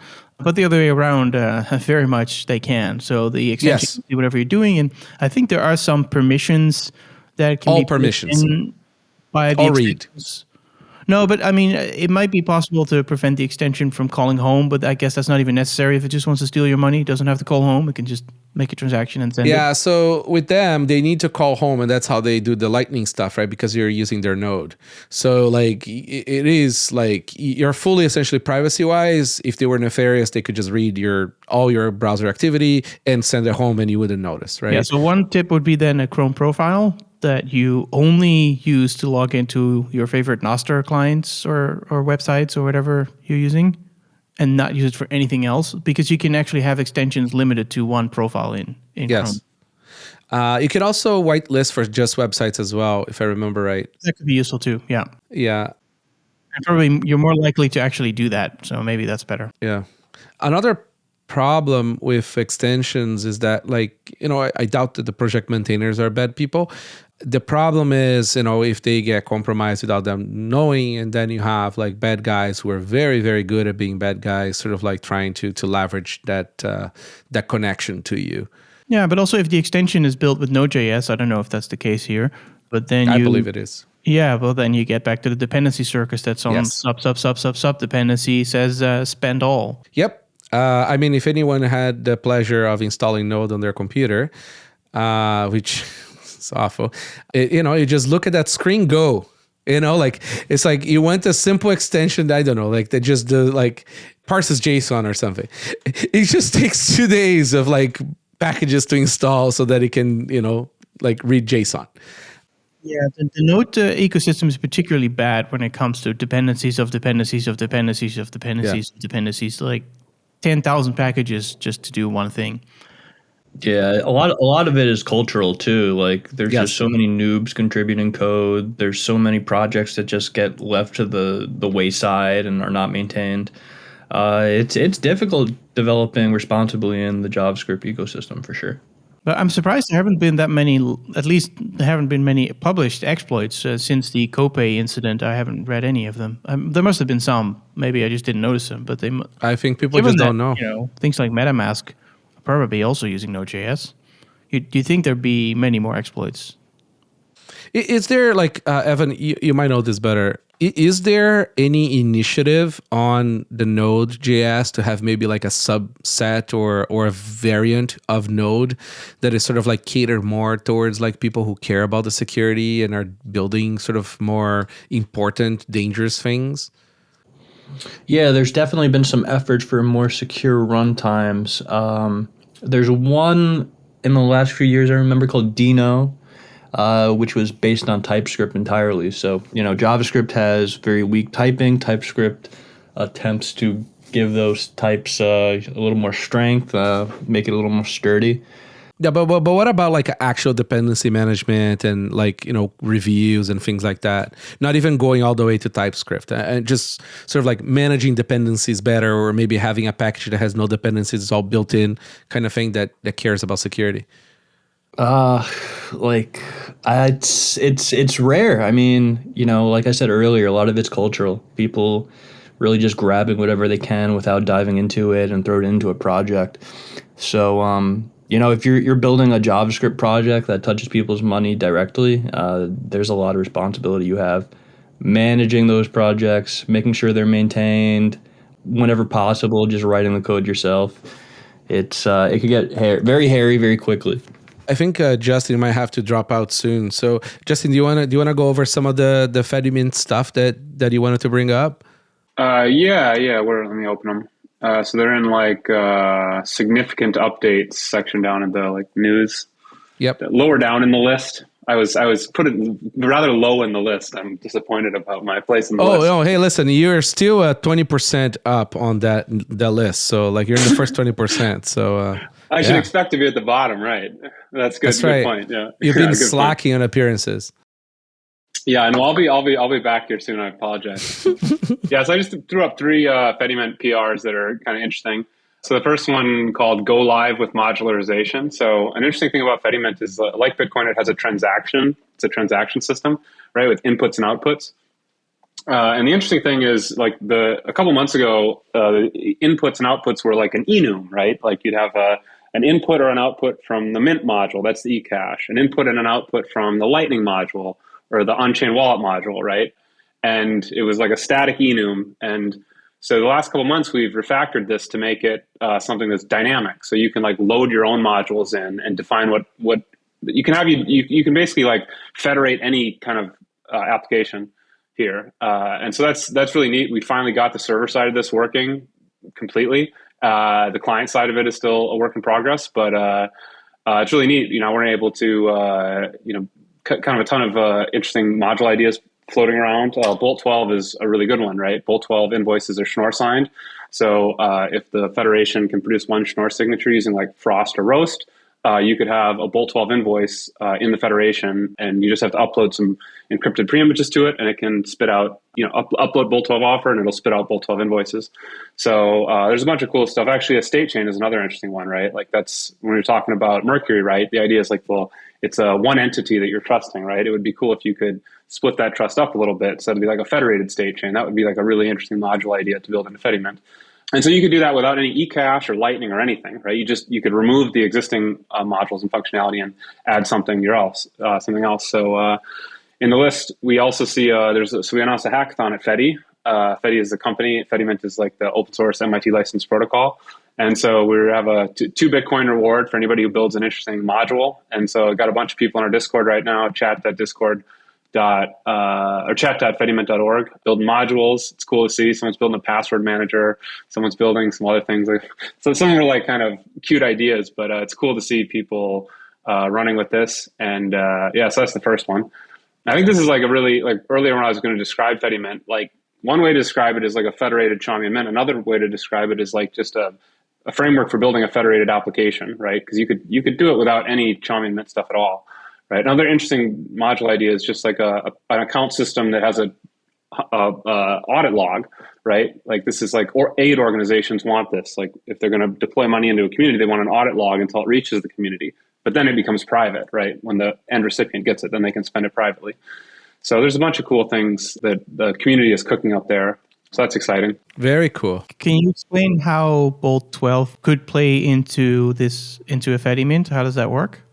Yeah, so an offer is like a way to produce invoices. I forget everything on there. It's maybe just like a Schnorr pub key or something is on there, and then you to create an invoice. It's much like the invoice generation currently, but you have to fetch it, right? So you see a Bolt 12 invoice that says, "Hey, go to," it's not it's an offer. Bolt 12 right? offer. It says, go to this node and ask me for an actual invoice, and then the node. So the way it would work is you'd scan the offer, right, and then you would go communicate to the Lightning network through to the Lightning node that is described there, and so this is like attached to the federation, right? And so this guy will get a message for a Bolt 12 invoice that it can't generate itself, because you don't want to trust the Lightning node, you want to trust the federation. And so it'll be like, oh, but I think this federation might be able to give me this invoice. So it just sends a message to the federation, and the federation gives it an invoice, and maybe it's paid, like 1 sat or some millisats for facilitating this procedure, and then right back out the Lightning network, and you got a Bolt 12 invoice on the other way. And the key thing here is that Schnorr signatures really help here, because it's a lot easier to do a threshold Schnorr signature than it is with the ECDSA. So that's what Frost and Roast are a way to produce this, right? One signature from, let's say, a 3 or 4 mint, right? So we haven't done this yet, but there's a module that someone made 2 months ago called Frostymint, where they were able to do a Taproot native on-chain wallet for Fedimint using Frost. This is a way to produce a threshold Schnorr signature from a quorum, and it's not really legit yet, because Frost, one malicious participant can disrupt Frost, but there's a thing Roast, which basically just retries Frost if this happens. That's a way that would work in a federated setting. So I think within a couple months, we'll have we'd be able to support Bolt 12 if the Lightning network did. So that'd be kind of neat if we got there before Lightning did. But the idea here is that the Lightning node itself is probably still going to be a single sig, single machine, but the federation is just to do the tokens side, right? So how does that interact then? I, as a user, want to buy some of these anonymous tokens, these eCash tokens, and then I say, okay, give me a Lightning invoice. Then I guess the federation creates the Bolt 12 thing. Is that how it works? So from the outside of Federation, like you can interact with like a user inside of Federation only over Lightning, and you don't need tokens to interact with. Lightning's just like the interface. But let's say you're inside the Federation and you want to use the Lightning network, right? So I want to use it to pay, not to buy my tokens, but to pay somebody outside. Yeah. So the way it works, this is one of the modules, the Lightning module. It's basically an escrow module. So when you want to pay an invoice, you say, okay, I'm going to put this invoice in the Federation, and I'm going to attach some tokens to it. Anybody who presents a pre-image that corresponds to the payment hash inside this invoice will get these tokens. And the amount of these tokens will be slightly higher than the amount of the invoice, right? So you're incentivizing some Lightning node to go and find this pre-image. That's what a Lightning payment is. You just go find a pre-image and present that to the Federation. And the Federation is like the escrow agent that will say, yes, the hash of this pre-image matches the payment hash. So it's like an escrow system. And they'll make sure I don't double spend in this scenario because I'm presenting. Exactly. The Federation makes it atomic. Yeah. Cool, guys. All right, Justin. Sorry. I have a few more projects and we're starting to run out of time here. Okay, let me just do 2 more, and I'll just do a sentence on each because they're interesting. The second one was a way to to generate one seed. And let's say you lose your tokens, we can, generate a seed and recover them from the Federation. So it's like a nice backup thing. It's like BIP39, but for eCash tokens. So that's cool. And then we have a setup UI that we've finally worked. So you can just get like a little page with about 5 or 6 forms, and you can set up a Federation in a couple minutes, which is pretty wild. So yeah, it's neat to see this.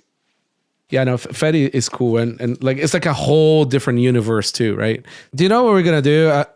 I'm going to get Kali and you and maybe one more person, and we're going to sort of like go through Fedi and Cashew and eCash and do like a whole sort of like 2 hours or so episode on that. Awesome. I think a lot of people have absolutely no idea about eCash and don't understand what the fuck's going on, and they think it's like a shitcoin.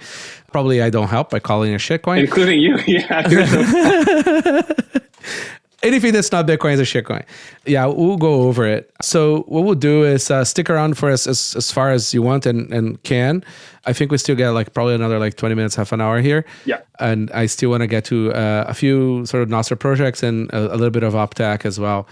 And maybe if everybody doesn't need to run to pee, we can still get through some news articles. All right. So the next one is Damus. I'm not going to read each version of the app. The Wheel releases a version of the app every 2 days. Impressive. It is. It is amazing. The guy's an absolute beast. It's cool to see him finally find like his project because he's a really talented programmer. And I've been like, he just kind of hops around to stuff. Like for like 6 or 8 months, he was just like volunteer contributing to Sea Lightning, like in the early days, right? Just he built his own game engine. He built Aqua, I think. Yeah, he built Aqua. He built his a game engine in C. Like he does all these really crazy. Like he built a WASM interpreter once for fun. So you follow him on Twitter, and he's got these amazing projects. So it's really cool to see him finally find his niche. And I love when like devs like find something that interfaces with the actual user, and they can like just make the whole banana, deliver the whole banana, and be passionate about it, because then it's just monster mode, right? Like beast. Yeah, that's what just happened with him. Like it's like a dev like realizes like, hey, I can deliver directly to your users, and they're actually using my software, and they love it. It's like wow, and bow, bow, bow, bow, bow, bow, bow. I mean, the guy's like coding and delivering software on his birthday. Like it's wild. I follow a bunch of people on Nostr, and every time I go in, it's him updating something or somebody commenting on something that he's updated and providing feedback. It's like a real-time thing. It's quite great. It's super cool. And I just did an episode with Wheel, Jack Dorsey, and Fiat Jaff. I think it was 2 episodes ago or something. We really go over Nostr and explain to people what the heck's going on and what is it and what they're trying to achieve and stuff. It was pretty awesome. It's kind of like a Bitcoin moment in a way. Like you have a protocol that's truly novel, even though it looks trivial. And I think people are going to take quite some time to wrap their heads around it. The topology of this is it's pretty nuts. Anyways, next is the one we jumped, BRB.io. That one is mine. We have a performant relay built from scratch that has proper search, text search. We're building a bunch of other cool little things around it. The UI is pretty now. Pablo's still on the cover. And we hope to start playing with Lightning integration on that too. Is that something you guys commissioned internally to build a CoinKite, or? Well, this is a classic Doc Hex baby. We start playing around with it, start running some relays, and he's like, okay, I'm going to build a relay from scratch over the holidays, and sort of like built it. And then we're all sort of like doing the easy stuff now. And it's on Redis too. We got a box that's like bare metal that has 256 gigabytes of RAM. Holy shit. And let's just put all Nostr on memory. So that's awesome. Is performant. It is pretty cool. And hopefully we help bootstrap, because like once Damus gets released on iOS, you're going to have like another new 200,000 users come immediately. And we want to be able to sort of like support that if we can. And it's also unmetered as well, which is kind of fun. So we're going to see if we can break the internet with WebSockets. What else? Next one is Nosotros, Nostr mobile client. Yet another one. There's 50,000 of them now. It's pretty cool. This one's not too bad. I've tried it out. It's an Android-based one. Yo, what's up is cool. What's the other one? Nostr.snort or something. It's a lot of cool stuff out there. And it's growing. And I think it's sort of like the comms that Bitcoin needed for coordination. Because free money, free is in freedom money. Without coordination, people can't trade. So we needed that. Are folks working on coordination of like using Nostr to, I know there's like different message types, and maybe you could have a message type for like DLCs and be passing around like DLC proposals or some such thing? Is anybody working on anything like that? Knowing the sort of like the ethos of the project, I doubt they're going to want to create a kind just for that. That would also dox the stuff. So like, it's just keep air. So like if you want to stick that in a message, totally doable. Depending on the size, then yeah, you might create something binary. But for now, I think that's the way. I think somebody did create a PSBT coordinator. I don't think is a good like medium for that. When I mean communication coordination, I think it's more like like two humans, if they want to trade, they need to talk to each other. And when all the comms are censored, like how are you going to sell stuff, right? Mm-hmm. Right now, people are just playing with the Twitter sort of version of Nostr, but I think like we're going to start seeing like markets and ads and sort of like a kind of like listings for stuff and other like very interesting sort of things around that. I think VHF released a comments section for your blog. So you just put this piece of JavaScript there, and if anybody sends a note to that, it shows up below as if it was like notes on posts. Now imagine if there was a listing. So you post a listing, say selling a stove, right? Gas stoves are going to be haram very soon. So you post a note there for your gas stove, saying a gas stove for $20. If there is a place to automatically display that, it'll be great, which there will be very soon. You can create a way that captures that and a website that just shows that. And then people can reply to that, right? And then they can turn into DMs too if that is required.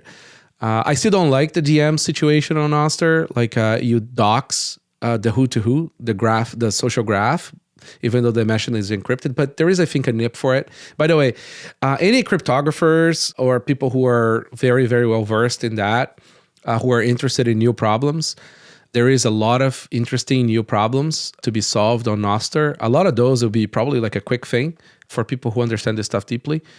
Anyways, key delegation and key revocation based on their needs. There's a lot of cool stuff there to work on. So, fun and simple coinjoin explorer from supertestnet. This is for join markets, if I remember right. Waxwing, which is Adam Gibson, posted this one. It just shows you all the transactions that are being mixed. Very cool. Show notes will have the link to it. Oh, Krux, hardware, a open source airgapped Bitcoin hardware wallet. Somebody built this from scratch. Very cool DIY project. These guys do seem to understand hardware, which is kind of nice. So another open source DIY kit. Thanks, Justin. We'll see you, Justin. Later, Justin. Please don't rug everyone. See you later. Fedi rug. It's a Persian rug. I always have to give him a little bit of flack. Some interesting boosts today. So we're going to pick just a few. There's a lot. And absolutely thank you so much for streaming the sats. With your streamed sats, I bought a lot of hard seltzers at the Bitcoin Park. So the money was immediately spent. So Ape, Myth Reindeer, very useful episode, but I tend to boost all my stack away on podcast 2.0. Jenna Verrett, Merry Christmas. Hi Tramverse sent us 50k sats. Thanks for that. Eric 99 sent us 100k sats, and Stay Humble Stack sats. Well, we're trying. Thank you. Pitar. Pitar is a frequent booster and sat sender to us. The podcast where good-intentioned, smart people don't always agree. I like that vibe, NVK. Thank you. George Orwell sent us 10k sats. Deuce Denton, thanks NVK and guests. Max Webster, incredible pod and value for value web is most important project in the world right now, in my opinion. Mary Oscar, which is the main person at Fountain, said that I should get Jack on the splits. And Orchid Cow sent us 250,000 sats. Thanks for that, sir. Or ma'am. Thank you. Right, let's go into OpTech. Mr. Mike, do you wanna give us like maybe like a couple items that are like big deal and people might be missing? I plugged it earlier, but I'll plug it again. And I'm not sure if you guys covered it recently, but the Year in Review newsletter, I think, is a good way to recap what happened in 2022. And that'll point to detailed articles, newsletters that we've posted, but also the firsthand sources of the information, including the mailing list and the PR. So definitely check that out if you haven't already. And then I saw that you have 232 and newsletter 233 here, and we can kind of jump into a couple of things from each one of those. I think Go for it. everyone is a bit aware of what happened with Luke and losing his Bitcoins and potentially having an insecure setup, which also in this context of OpTech affected the signing key that he uses, as he's the primary author of the Bitcoin Knots software fork of Bitcoin Core. And Bitcoin Knots adds some flavor to Bitcoin Core, that some preferences that Luke has in terms of how things should be done, of course, in a compatible way. But due to the fact that he's lost that signing key, there's the potential that the same person or entities that have compromised that signing key could be compromising some of the binaries in some capacity. And so there's caution warranted for users of Bitcoin Knots. One comment on Bitcoin Knots. You guys, I don't know if you guys would disagree or not, and I'm certain it would be controversial. You know, aside from the fact that I don't like some of the choices that Luke makes there, especially the blacklisting stuff, I think Bitcoin Knots is essentially like one of the only like clients of last resort for Bitcoin. If all faith was lost on Bitcoin Core, it's kind of cool that there is one implementation that has some respect and some sort of wrap for people to quickly sort of migrate to if push comes to shove.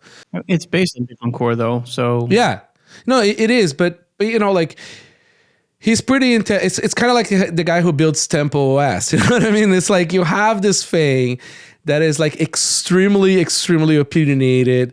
There is some wrap. People follow it. A lot of people run it as a like a backup client or whatever. You know, it has choices that are very opinionated and many people don't like, including me, don't like a lot of options there. But I think it's interesting that we have one semi-separate thing going on from core, because like libbitcoin is not like something I would recommend to anyone to run as your consensus alternative. You know, it doesn't even have UTXO set. So it's a very cool project. It's a very interesting initiative. But I think, I don't know, it's just nice to the extent that Bitcoin can have an alternative client, which you shouldn't have. It's nice to have something that is maintained by somebody else. So there's two things here that might be interesting to bring up that also tie into what you just said. It is unfortunate that he was only signing it by himself, because until very recently, generally, if you were maintaining any software project, you would have one maintainer that would do the signatures, and if that maintainer was compromised, then you're screwed, and that's exactly what happened.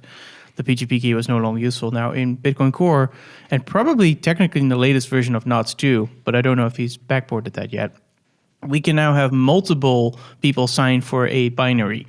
So you would have multiple PGP signatures that attest to the same binary, which is nice, because then if one of those PGP keys is compromised, the other ones are still useful. And there is an open pull request on Bitcoin Core that lets you actually verify them. So you run some verify binary thing, and it will download the binary, and it will download all these signatures and check them against whatever you have in your PGP chain, and then demand some level of trust.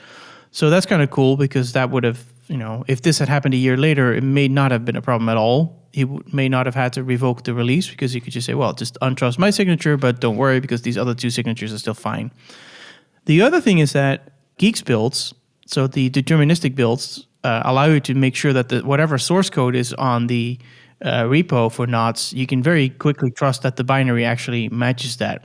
So I was able to sign his Geeks build very quickly with like just one setting change compared to doing a Bitcoin Core build. And that makes me optimistic about people who do want to fork Bitcoin Core, the software, that you can have your Bitcoin NVK. And as long as on GitHub I can see what your commits are that you put on top of the Bitcoin Core release, I can very quickly look at those commits, and then I can trust that the binary is actually real. I'm not downloading NVK malware. Where did you publish your signature of Knots so that people can find in case they're interested in the Bitcoin running? Knots repo? Basically, the Bitcoin Knots GitHub organization has a geeks.6 repo in it, which is essentially the same as the Bitcoin Core 6.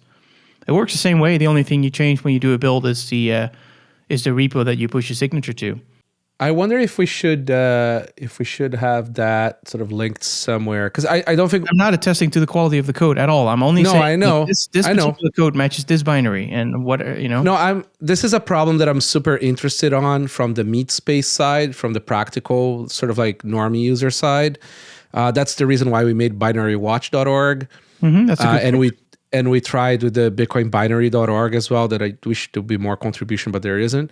It's this idea that, like, most people can't deal with this stuff, and most people don't watch this stuff. Even devs don't watch it, right? I mean, we saw that with Electrum when they had the server compromised and they were releasing bad binaries. So what we're trying to do is we're trying to watch binaries of projects that either we can get our heads around it or are important enough. And then if the server is compromised or if something changes and we don't have a good known signature for that, good known public key for that, we throw a warning, right? So anyways, I was thinking that maybe there is some place there where like we can maybe deeper integrate to geeks, or like, I don't know. Like maybe there's an opportunity here to find more sanity on this. Yeah, I can look up the pull request that does the verify whatever. Sorry for the tangent, Mike. Run it. No, it's good. It's funny that the two things that Sjors brought up are two services that you provide in terms of the reproducible builds, and I think is it binarywatch.org is the other one? Yeah. So I put in the pull request in the chat, but basically there's a verify script that you can integrate with your little setup. You can run that script yourself, and you can tweak a bunch of things about it. Okay, It's just going to be a little tailor-made per project, right? Bitcoin Core works this way, but maybe at least there'll be some generalized version of any Geeks project will roughly work in this way, and maybe one day there'll be a more universal way to do it. It's kind of fascinating, right? I mean, before Bitcoin, there were no deterministic builds, right? I mean, like Bitcoin introduced a whole new need for trust in software, right? Because the money is in the computer, between quotes. So there's no rollbacks and stuff. So, and Bitcoin also identified how deep package issues are and all the stack issues and everything else. But what's amazing to me is that, like, binary signatures, even if you don't get into building them or whatever, like it's free security. I mean, and it's free asymmetric security, right? Like you get like so much for nothing, and like it's so overlooked. It's so like not appreciated. Like I wish, like, and we're at fault here too. Like, maybe Coldcard should ship with like less known 8, like say 30 bytes of hash of like, Bitcoin Core, just so you have one more source of truth of the signatures. I feel like just spreading the signatures, hashes, and spreading this idea and getting normies to understand that you have to check this kind of stuff. Like it's just crazy how much security you get for nothing. Shameless plug for episode 21 of Bitcoin Explained, which talks about geeks and Gideon. Nice. That's really good. I mean, Gideon is problematic in complexity, this, right? Yeah. It was very, very hard to use. I've done Gideon builds, and once you get the system working, it works, but do not ever touch that setup because it will completely break. I mean, and Docker is also awful, but it's a lot better still than that. You don't need Docker to use Gideon. No, but to, for example, build for Coldcard, right? And people don't understand when you change the packages, everything's going to break, or like, for example, that yes, there will be a difference, right? There will be enough bytes for the signature. That will be different than the actual build. So there's a lot of complex knowledge that people have to get over the hurdle, or at least we have to find better ways of explaining to people what to look for. But anyways, it's getting better. Like the world is going towards a better place. I think that's like, it makes me feel fuzzy in the heart that like there is this awesome thing, and it does make the world more safe, and it's centralized too, right? It's not like certificate authorities, right? Where like, everybody's website could get rug pulled tomorrow because you can't self-sign SSL. If you self-sign SSL, your browser is going to tell that it's an unsafe website. It's just a very cool thing. Sorry for the tangent there. Go ahead, Mike. Yeah, let's continue this. No, that's great. Speaking of software forks of Bitcoin Core, there were two a couple weeks ago that were discussed in newsletter 232 of Bitcoin Optech, and the first one is Bitcoin Inquisition. And Bitcoin Inquisition was an idea that AJ Towns had posted to the mailing list a few months ago. There was some thinking that went into essentially creating a software fork, not a soft fork, but a Bitcoin core that soft forks in on Signet different soft fork proposals. So the two that AJ decided that were to be supported in this first version of Bitcoin Inquisition was SigHash AnyPrev out and opctv proposals. So when you use the Bitcoin Core software, you can connect to mainnet, you can do regtest, you can do testnet, and there's also, over the last couple of years, there's this Signet. And you could run your own Signet, but you could also run the default Signet. Someone's already put time into maintaining. And this software allows you to use these proposals, which are activated on a soft fork of Signet. So you could play around with opctv, see how it interacts on its own. You can see how it interacts potentially with SigHash AnyPrev out, or you could play obviously with SigHash AnyPrev out as well. So a very cool way to test some of these proposals. So I'm assuming, because it says it's on the default Signet, so I'm assuming the default Signet miners are enforcing those two soft forks?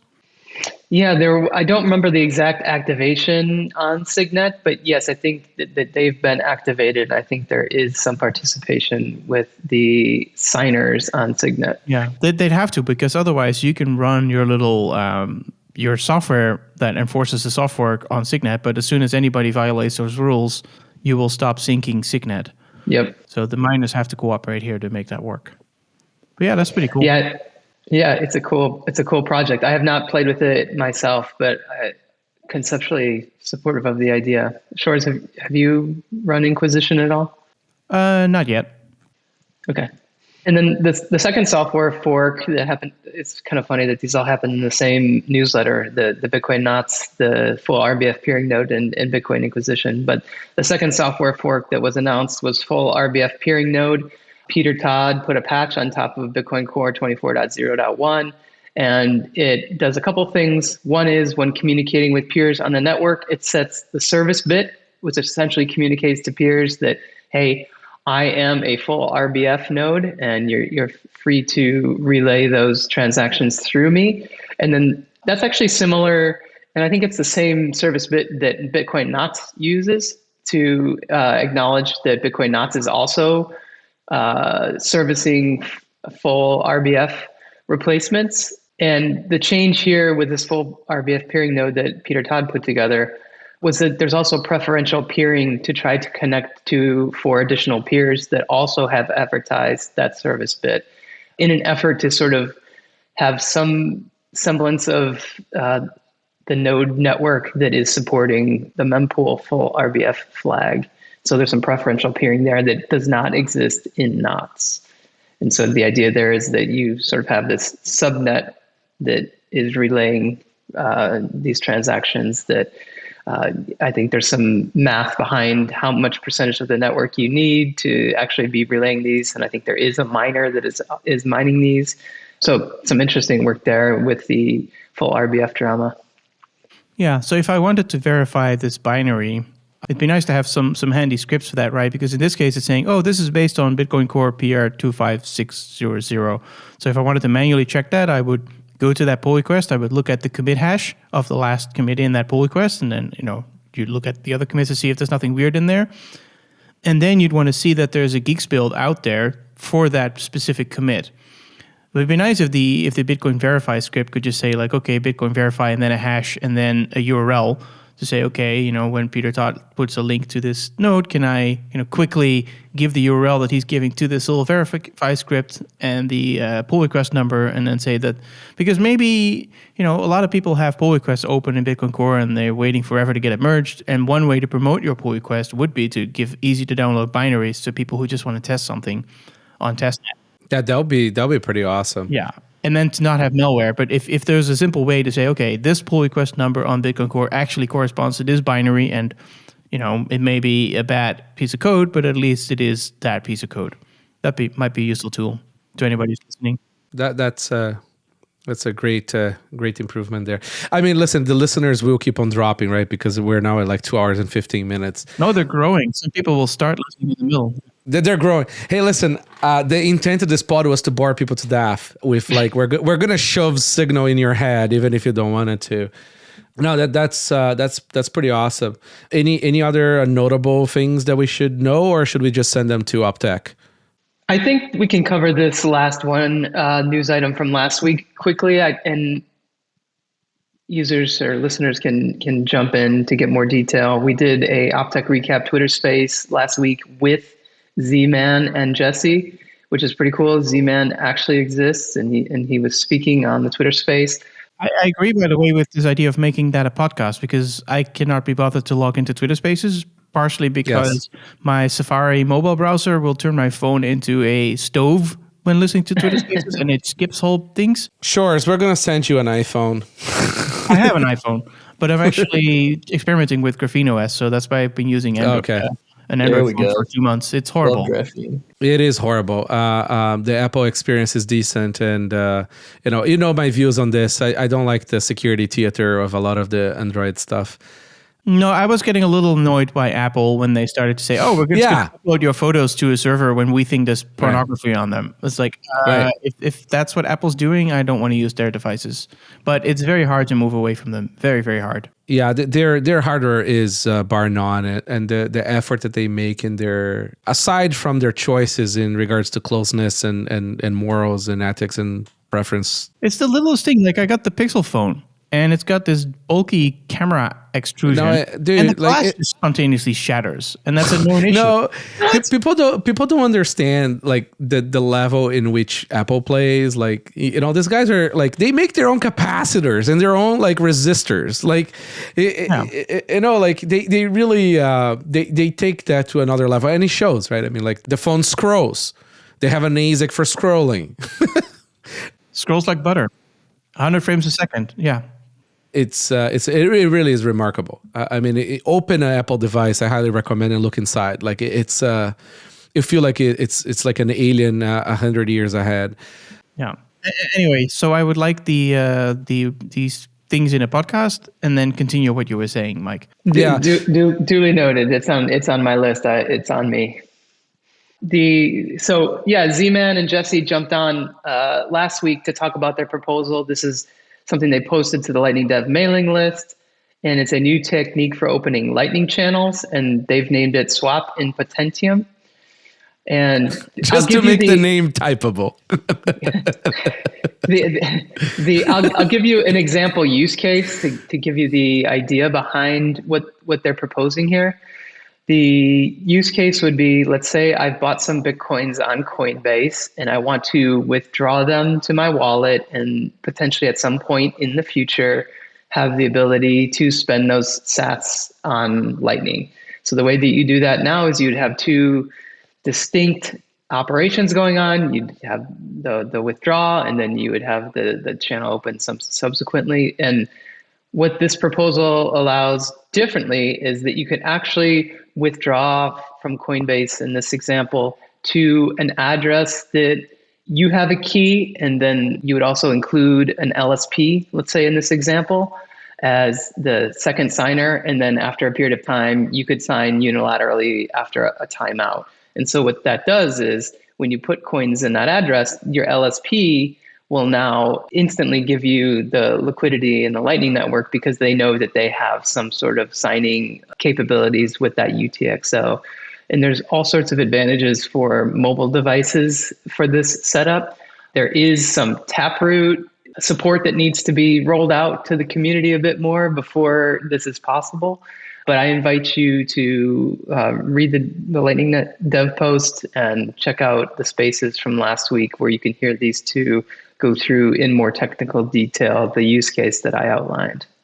Thank you. And if you're listening to this, subscribe to OpTech. It should be something that costs $10,000 a year in terms of signal, but it's free. So it's pre-OpTech was very, very hard to keep tab as an industry member on technical subjects that you didn't want to get in depth or follow PRs or follow issues because, again, you're busy with your own implementation of things. Yeah, Optech is awesome. It's a great newsletter. I wish it had existed like 5 years earlier. Thank you for the kind words, guys. I would also say it has an RSS feed, which I really like because I use RSS. It's probably one of the last 5 people on the internet. I have it. I just don't open the RSS client anymore. I forget. I've gotten back in the habit. Maybe it comes back. Maybe Nostr bring it back. Nostr does replace RSS. Maybe you guys should release it on Nostr just for shits and giggles. It is a fantastic medium for that because there's no limit. Well, there's the JSON limit, but you can put your whole thing in there in Markdown. Oh, the whole thing. Oh, I was thinking of doing a summary like I do on Mastodon. No, you can put you can do the whole thing. It's pretty cool. And somebody can build a client that just reads long articles. It's coming. Okay, I don't know how much more time you guys have. If you guys are into, we can do a very quick glance on the news, and I can put some stuff and read by myself later as housekeeping things. So, MicroStrategy bought more Bitcoin. Mr. Chad, check out. Go on BitcoinTreasuries.net. It looks like we are on green now for everybody that we do in aggregate is on green. Number go up. The Fiji pro Bitcoin Prime Minister ponders legal tenders bill. Everybody's going to want your Bitcoin. LQWD FinTech releases version 2 of its Bitcoin Lightning Network platform. I don't know what that is, but I will check out later. I don't know either. Yeah, I mean, there's so much stuff going on. I lose track of this stuff. Okay, Orange Peel app, added Lightning payments. That's kind of cool. Somebody, I think was a Prince who did essentially a app to Orange Peel people and sort of creates networks and stuff. So you can meet a Bitcoiner and get and get the evangelization done even more efficiently. Plebe Lab launched Plebe Dev, a course about building a Lightning app using HTML, CSS, and all that stuff. Is it pleb or plebe? I call it plebe. Okay. They call it pleb, I think. I guess the Latin pronunciation I learned was pleb. I kind of hate that they picked that word. The pleb word history there is terrible for this, so it's a shame. But I understand the sentiment, and I get it. They're trying to say that it's like stay humble, but that's not where this word comes from. They're organizing a course to build a Lightning app using all of NVK's favorite components, including JavaScript. That's right. It's a good way to learn. It really is. I mean, like, you can't learn trying to build this stuff with C++ or with C or even Python. It would be much harder than this. Maybe with Rust and a REPL. I don't know how hard that would be to use the LDK and then with a REPL and then open a channel or something like that. But it's just that, like, the amount of people that can help you out there with JavaScript is so big, right? Like the amount of guides and things. Listen, I don't want to shit on JavaScript, but like, it's just that, like, it is a great way to learn. I mean, there's just so much out there. It's so much faster to bootstrap things that, like, power to you. Major Ukrainian pharmacy chain enables Bitcoin. Everybody wants their Bitcoin. Coinbase reaches 100 million users who are going to get rug pull at some point. They reached 100 million settlement, not 100 million users. Oh, settlement. Yeah, this was with the New York Department of Financial Services, right? Great. So everybody knows how much you have and how much they are coming for. It's like, as a Bitcoin company, what you want to tell the world is, I don't know how many users I have, and I don't know how much money they have, and I don't know what they do with it. That would be the correct marketing for a Bitcoin company. Coinbase has the opposite answers for all those. That's right. Not your keys, not your Bitcoin. Okay, hash rate index 2022, Bitcoin mining year in review. So I went to Nashville for the NEMS energy, whatever. Like, I can't remember the acronym for that. It's at Bitcoin Park. They had a mining summit there. It was awesome. These guys went over all those numbers. So go Pastor Odell for information on a lot of the stuff that went down there.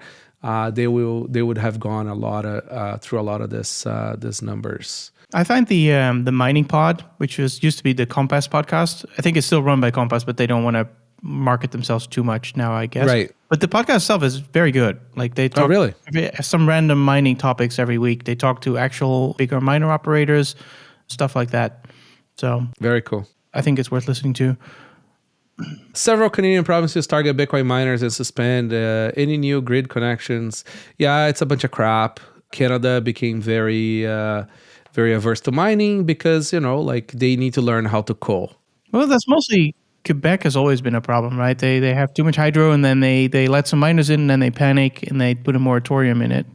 So Quebec became a commie shithole because all the interesting people left or are leaving. And, like they have like language laws, they have weird consumer protection. Essentially, they set themselves up for having no businesses interested in being Quebec. For people that don't know, friends of the Americas, but they're not friends. Before Quebec wanted to separate, before when Quebec was talking about separation, that's when like Toronto became the capital of the country of all the businesses. That's like just before that, all the businesses left Quebec.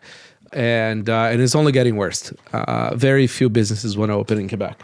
So have fun staying poor. I think the biggest surprise was Manitoba, right? Because it was more... But I think there was just they had too much at this. They just want to take it easy. But is it... Sometimes they present it as an environmental thing, and sometimes they just present it as a capacity thing. Well, it's politicized, right? So it's hopeless. Well, if it's a capacity thing, it's not necessarily political, right? You can just say, hey, there's like 20% more load on our grid. Let's see if power companies love base load. Oh my god, base load that can be turned off when they get a phone call. It's exactly what all the power companies want. All they want is predictability, right? Yeah, I know that. But maybe they want to gradually phase that in. I mean, power grids probably want to carefully see if a 10 gigawatt change to the network is working or not. I think you're just giving them too many credit, like too many benefit of the doubt. I don't know. Like I'm not familiar with Manitoba politics, so I have no opinion on it. Yeah, no, it's all because of the climate stuff. Okay, so 91% of cryptos from 2014 have died. Somebody's updated that chart or not? Because there used to be a really nice chart back in 2014 where you could see the market cap of the DAFs Bitcoin, going down. And if you plot it for long enough, you just like from year of starting, you see them all dying within a few years. Every single, like it really is like a Gresham's law chart, right? Like everything else, like versus Bitcoin essentially gets spent and dies, right? But this one doesn't have that chart on it, this page. No. It's unfortunate. When there's a new bull market, I always need to show this to people because they're always like, oh, this new coin is going to be it. Right. Like, look, exactly. For any new coin, this is what historically has happened. They pump and they die. I really hope somebody bring it back. It's super valuable for newbies because, oh, look, this one's been going up. Well, you just show them the screenshot of CoinMarketCap in the Wayback Machine from 2013 or whatever, and it really shuts people up about that nonsense. I mean, maybe Ethereum and Dogecoin have some longevity now.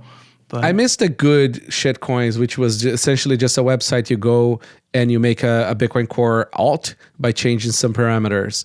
That was like some quality lazy shitcoining. Nowadays, they don't even make a blockchain. They just call it the blockchain and publish a white paper. It's much easier. That's right. And then there's a dude running on Excel. El Salvador legislature approves landmark digital securities bill paving the way for Bitcoin bonds. I guess that's the Volcano bonds. It's a very roundabout way of saying Bukele did X. Yeah. I mean, anyways, I don't know how I feel about the bond. Samsung Bitcoin ETF launches in Hong Kong. That's pretty cool. Spot ETF, decent sponsor. Hong Kong is kind of a big market. Although nobody really sends money there anymore after China did its bit. Why is Samsung... Oh, Samsung Mao, not Samsung the company, I'm assuming. No, Samsung, Samsung. the company. Yeah, the company. Why is Samsung the company launching ETFs? Probably like Samsung Securities or I don't know. I'm not super familiar with this story. One of America's largest hemp processors makes entry into the sustainable Bitcoin mining. Okay, so I guess this company became a bit of an energy company, and now they are affinity scamming Bitcoin with a little bit of mining. Great. Bitcoin mining is proving to be a lifeline for Africa's oldest national park. I read the story. But these apparently are like mini hydro plants, right? Or mini 500 kilowatt hydro plants. So that's right. Small. But the article on MIT really triggered me because they kept on trying to like affinity scam crypto into Bitcoin. Like it's 100% Bitcoin story. Like it has like zero crypto to it. but they kept on trying to stick the word crypto there somewhere. Like MIT cannot help itself but to shitcoin. Well, they're sponsoring at least a few Bitcoin devs, so that's good. There you go. I didn't like. I remember way back then when MIT was just Bitcoin. There was like a very cool little MIT summit there for Bitcoin and stuff. But yeah. Okay, guys. I think we've reached the... You have another section called events, but the events... not the actual Naples. Yeah, so we actually have like a proper page now for events, in a domain for it. So I think it's like bitcoinevents.org that throws you into the events page of this site. The list just became too big to say it out loud on the pod. So go check it out. There is 1 million Bitcoin events happening this year. Yeah, find a few and go meet Bitcoiners in person. What's the URL? Bitcoin events.org. Events.org. Okay. You still need some SEO work there. It's fairly new, I guess. As in, if you Google Bitcoin events, you get different sites. Oh, no, exactly. This is great. Advancing Bitcoin is, I guess, the next one in Europe. I'd like to see more Europe-based events because I don't like getting on a plane, crossing the ocean, talking to immigration officials, spending too much money on hotels. For me, it's the opposite. I want North American events in the winter. It's a very specific. Why would you want to be in North America in the winter? It's like the worst possible time. Because I want summer to be with the family. So like I don't want to go to Bitcoin events during the summer. Yeah, I'd be fine with having some Bitcoin events in, say, Iceland or something. Maybe that's nice in the middle, or Greenland. Yeah, Azores. There's one in Azores. That's a quick ride for everybody. It's pretty far. It actually takes me longer to get that into New York. Really? I think Greenland would be a good compromise. It's right in the middle. Oh, we can just have a floating platform. We can get Elon to like land one of his lenders, and that's it. We just have a big party on a boat in the middle of the Atlantic. I am not getting into a rocket built by Elon Musk. And with that, guys, I think you can end this up. So yeah, guys, listen, I really appreciate if you guys have any final thoughts. Sure. No, thanks for listening. Thank you, sir. Thanks for coming. Mike? Well, I wanted to say thanks for putting this together. I think it's a valuable source for the community of news, and thanks for having me on. Thank you, sir. Evan? Just want to say thanks for having me on. Really appreciate it. And if you haven't yet, go check out Zeus. Awesome, guys. Listen, I'll have you guys up again. And Mike and Evan, thank you so much for coming. Cheers. Thanks, everybody. Yeah, cheers all. Thanks for listening. If you're new to the pod, make sure to listen to some very cool other episodes. Episode 15 about Lightning, episode 11 about podcasting 2.0 and value for value. And we also had a hardware wallet security panel on episode 5. Don't forget to follow at Bitcoin Review HQ or get in touch on Telegram, Bitcoin Review Pod, or bitcoinreview@coinkite.com. We don't have a crystal ball, so let us know about your projects. Leave your boostagram on this episode and we'll try to read it on the next episode.